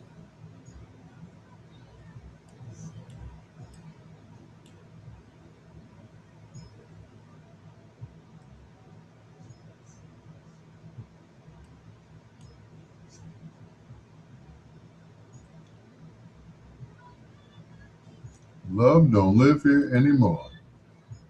All of y'all get the heck out of here. Governor Walls. I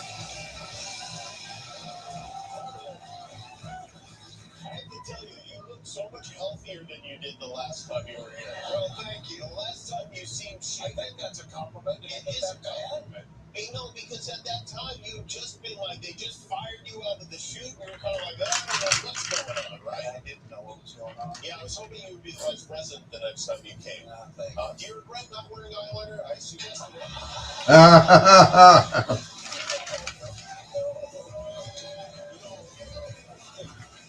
Your state, it seems to me, and correct me if I have any of this wrong, it seems to me that your state has been a target of the Trump administration ever since you ran against them. Do you believe that that is a coincidence? No, it's not a coincidence. And I don't think it's just me. I think he hates Minnesota because we take care of our people. We invest in people. We feed our people. Did you get any like heads up or warning before they sent that huge ice force into your state? Not really. A Thanksgiving night tweet and all that, and then all of a sudden it was there, and and it just intensified over those, over the winter. Do you think they wanted to surprise you, or was that just a general lack of courtesy? Yeah, I think they wanted to roll this out. I'm convinced they were going to pick a state. They wanted one. I think they thought Chicago. They tried it there. They had 500 in Chicago at Metro. What they call it, midway flats. And it came to Minneapolis about 3,500. No, I think they wanted to roll this out, and I think they wanted to get a response from people that created violence so that they could use the Insurrection Act. I mean, this guy's an authoritarian, and that was his goal. And boy, so much credit to the people of your state and the way that they put it up, handled it better than they did. Now, of course, what happened, we all know what happened. Two Minnesotans were killed by ICE officers. Are those officers, where do we stand on the investigation? Well, they whisked them out of Minnesota. I assume they're working somewhere else, and there's countless other examples. They lied about the gentleman who shot in the leg, and thank God for video. I used my executive authority to launch here a few weeks ago a truth commission where we're gathering all of this. We're going to bring them back and hold them accountable for what they did. Where we put you to bed, but never to sleep. Some of them were not. I think what you saw the most egregious examples. There were hundreds of examples of this. We had 60 weeks we didn't know where they were at, and just countless from little microaggressions to this week the Hennepin County attorney charged two of them. They just pulled somebody over by gunpoint randomly on the street, decided they didn't want to do anything, and drove away. Thank goodness. I think that person had a dash cam, but we don't know yet. But the good news is we'll capture all that. Attorney General Ellison will go after it, but no cooperation from the federal government whatsoever. Unbelievable. Not sharing information. Listen, and that is so unusual for any of these types of situations. We always share information. And what a terrible message it sends to the ICE force. It's almost as if you can do anything you want, nothing's going to happen. Well, that's what they were told, and that's what they were hearing. And a minute after it happened, DHS Secretary No was, you saw with your own eyes, calling the folks terrorists, saying you could do whatever, and then they whisk them out of there and nothing happened. This is a very dangerous situation with the federal government weaponized, literally weaponized against the citizens, and nothing will happen. I think it's time we're going to tread on these people, because we were sure that they'll get tread on in Minnesota, and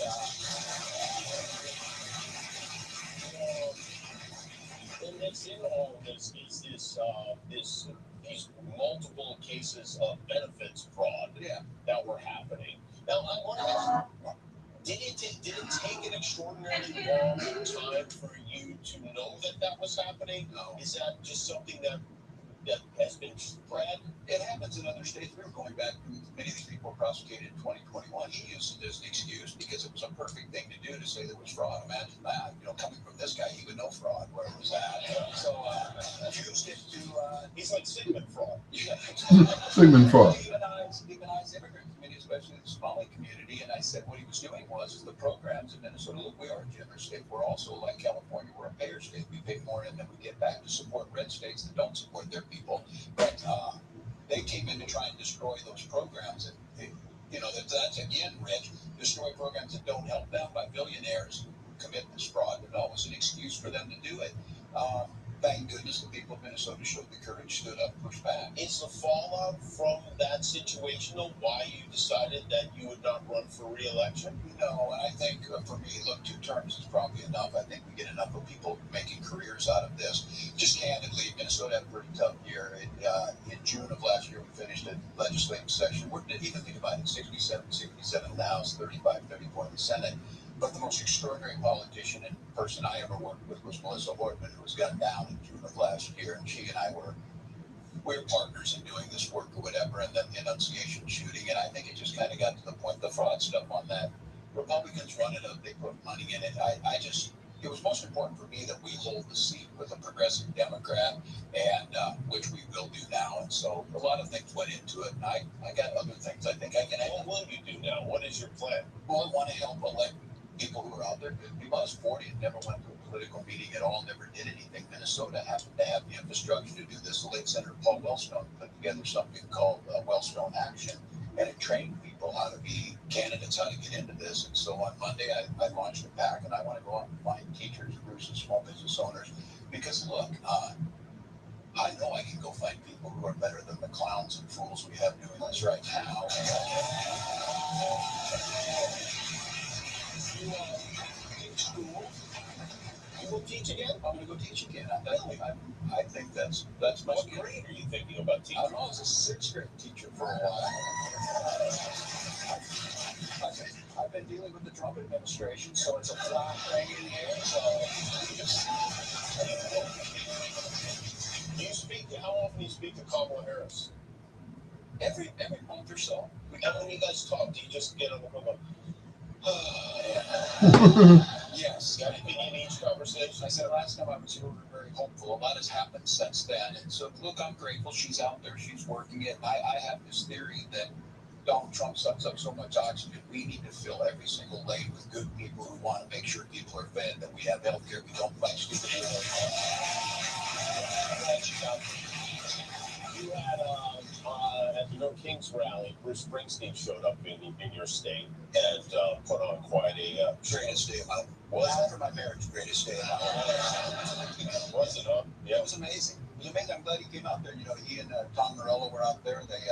They went to First Avenue. We're all missing Prince. It was 10 years ago this week. And music speaks to the soul. We're home of Bob Dylan and the protest songs. So we had Joan Baez. And then, of course, Bruce comes out and sings Streets of Minneapolis. And he said that was one of the largest crowd he ever played. We played in front of the Berlin Wall in '88. We had 200,000 people in Minneapolis on the streets protesting that. So, wow, that's something else. Now, you mentioned Prince. Since you did mention Prince, I'm wondering if we always mention Prince. yeah, right. If you believe in ghosts. Well, I will say this. Former Governor Ventura, when I first moved in, my son was a 6th grader. We were at inauguration. I saw my son over talking to the governor. My son came home traumatized and said, "Dad, there's a ghost in the attic with the rest of us." And so I guess I do now. Will you be supporting the My Pillow guy, Mike Lindell, and his run? I will be supporting you in the Republican primary. You will. Okay, Ray Neal, he's probably asleep right now. That came off of a record, Ray Neal. He's always talking about real men play vinyl, real men play vinyl. I'm not talking down to anybody who plays MP3s, but real men play vinyl.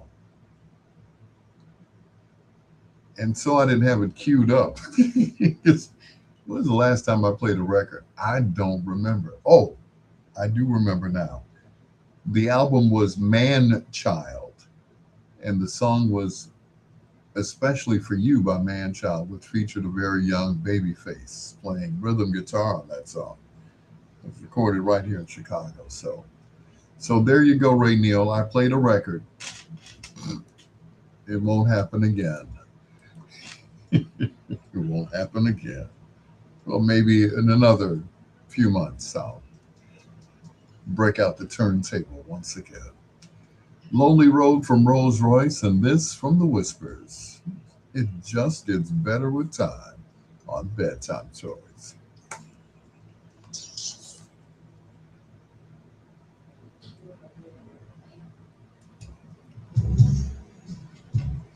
No. Yes, more of us than that.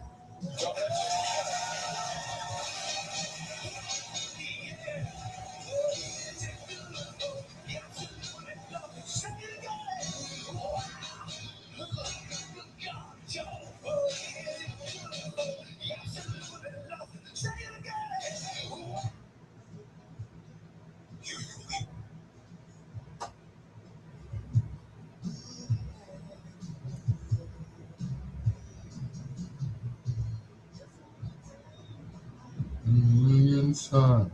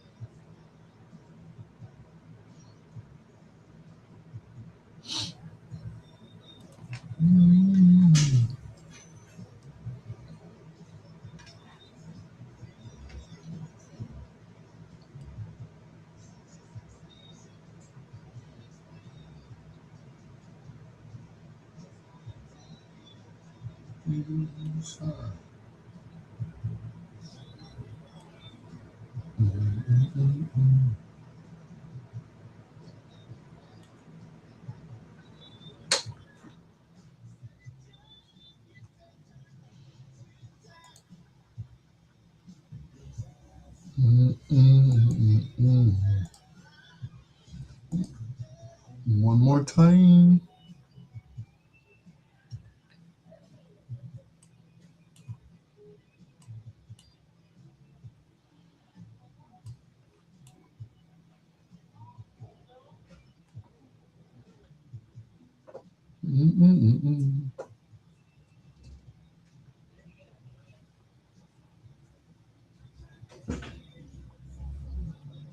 Guess everybody went to sleep.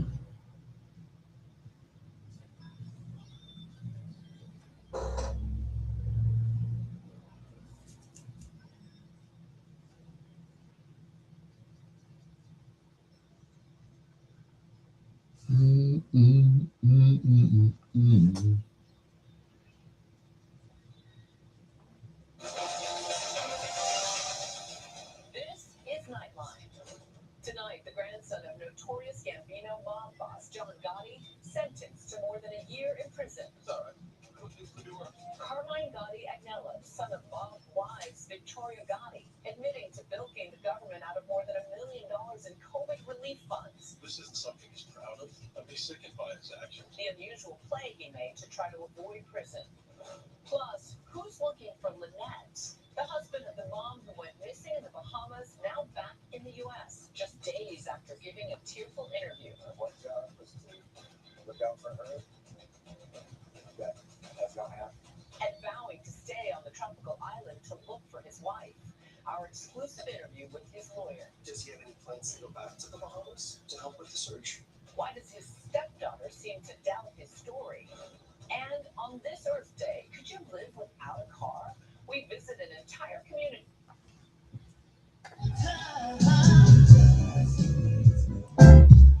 This is Mercy, one of Al's gals, and you're listening to Bedtime Stories.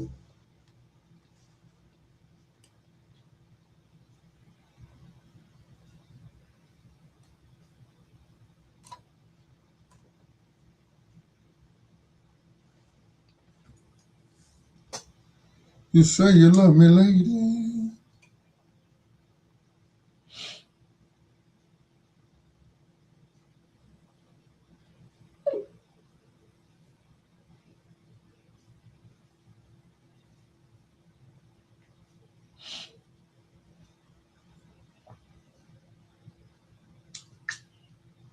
Mm.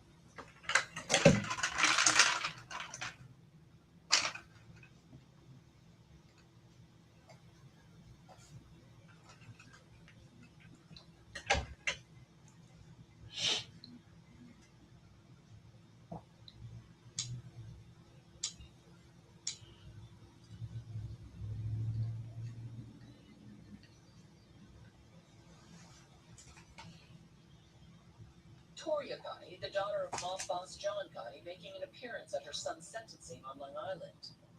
The legal troubles of Carmine now shining a renewed spotlight on its family and their ties to crime, a dynasty built by blood and betrayal. The violent death of Paul Castellano brings back to vivid life an old tradition in the history of this country: gangland executions. Back in the 70s and 80s, the streets of New York City were ruled by 5 families.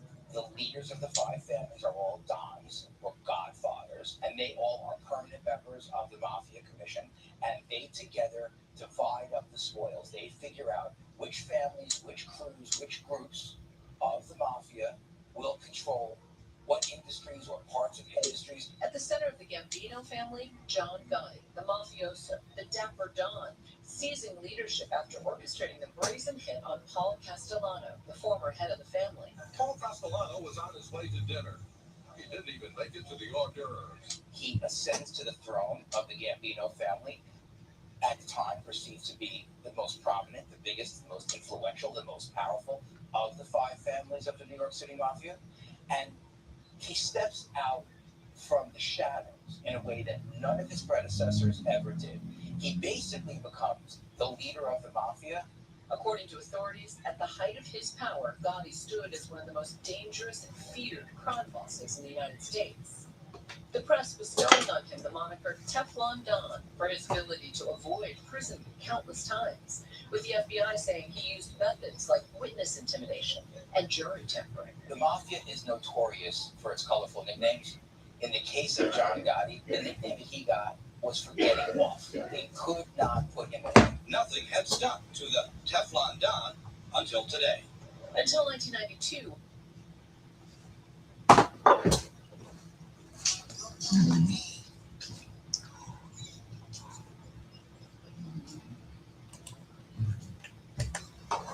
The Whispers and Lady. Don't you go nowhere, lady. Come back here. Stay. You can't talk to women like that anymore today. Back in the day, I'm the boss. I pay the cost to be the boss. All of that stuff, yeah, it just goes out the window because now women are making as much or more money than most men are. So now who's paying the cost to be the boss? Yeah. Whoever I get with, they're going to be the boss automatically. They are, you are automatically the boss. You win. Yeah. It's your peanut butter brother, Dr. Al Greer. This is Bedtime Stories, the show designed with the lovers in mind, where we put you to bed but never to sleep with the greatest love songs of all time. I want you all to do me a favor. All of you all who are on tonight, I want to see everybody back on tomorrow night, okay? At 9 o'clock. All right? Don't go anywhere. Just leave our station on all night. Whatever station you're listening to, whether it's WOSD, Biggs Radio, WRL, and just keep it there. WBOE, just let it stay there. And then I'll come right back tonight at 9 o'clock. All right? Gotcha? Okay. All right. It is your peanut butter brother, Dr. Al Greer. And speaking of brothers, this brother produced the new song from the Manhattans featuring Gerald Austin. And he did a little recording himself. He used to play with a group called the Amusement Park Band. He also wrote 2 platinum hits, Shining Star and In the Mood. Shining Star, of course, for the Manhattans, In the Mood for Tyrone Davis. And every now and then he comes out with a song for himself. This is called A Lover Like Me from Mr. Paul Richmond, right here on, it's an exclusive here on Bedtime Stories.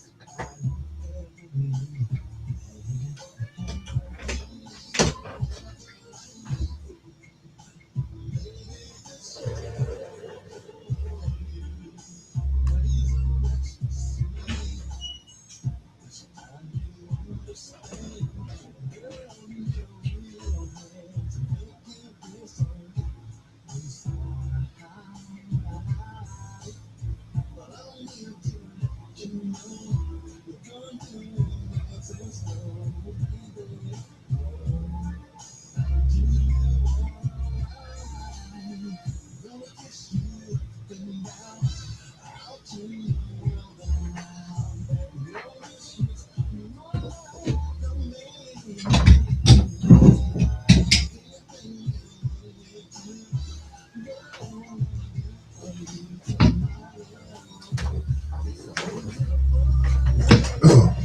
God.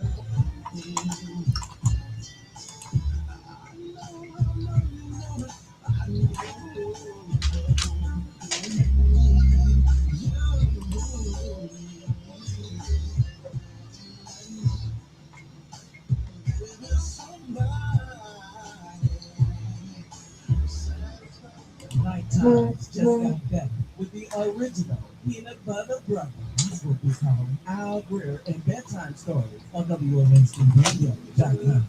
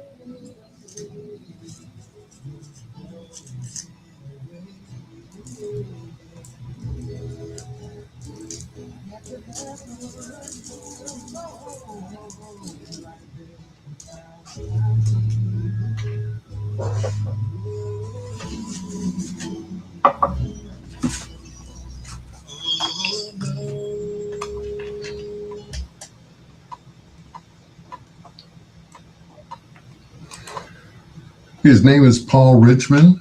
You may remember the song No from the Amusement Park Band. That is his remake of that song that he did some 30, almost 40 years ago, right here on Bedtime Stories. And of course, he continues to write to this day. Like I said, he did Shining Star for the Manhattans, he did In the Mood for Tyrone Davis, and countless other songs. And he continues to produce songs. Now, this song I'm about to steal from somebody else because he always ends his show with it. So I think I'm gonna do mine. I'm gonna end my show with this song. Eat your heart out, Ray Neal. Here's Tata Vega. When things were just getting good.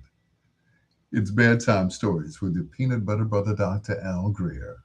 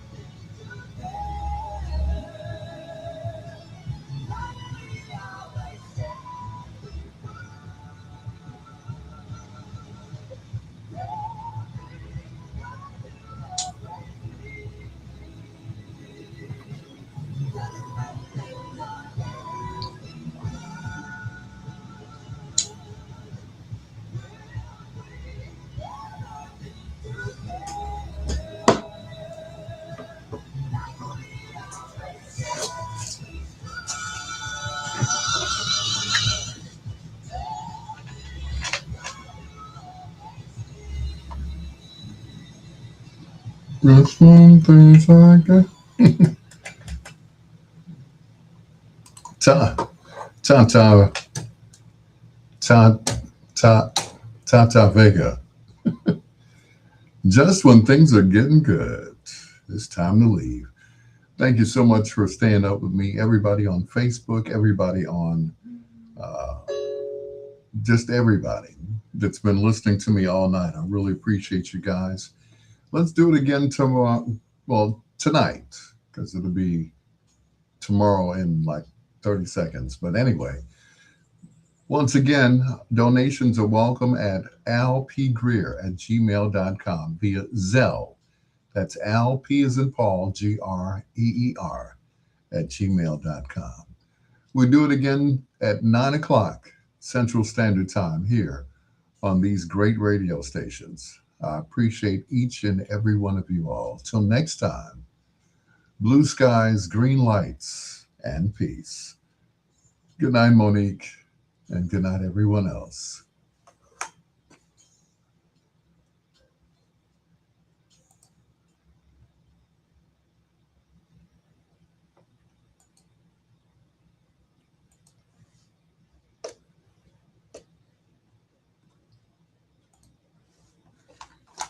And hopefully that played.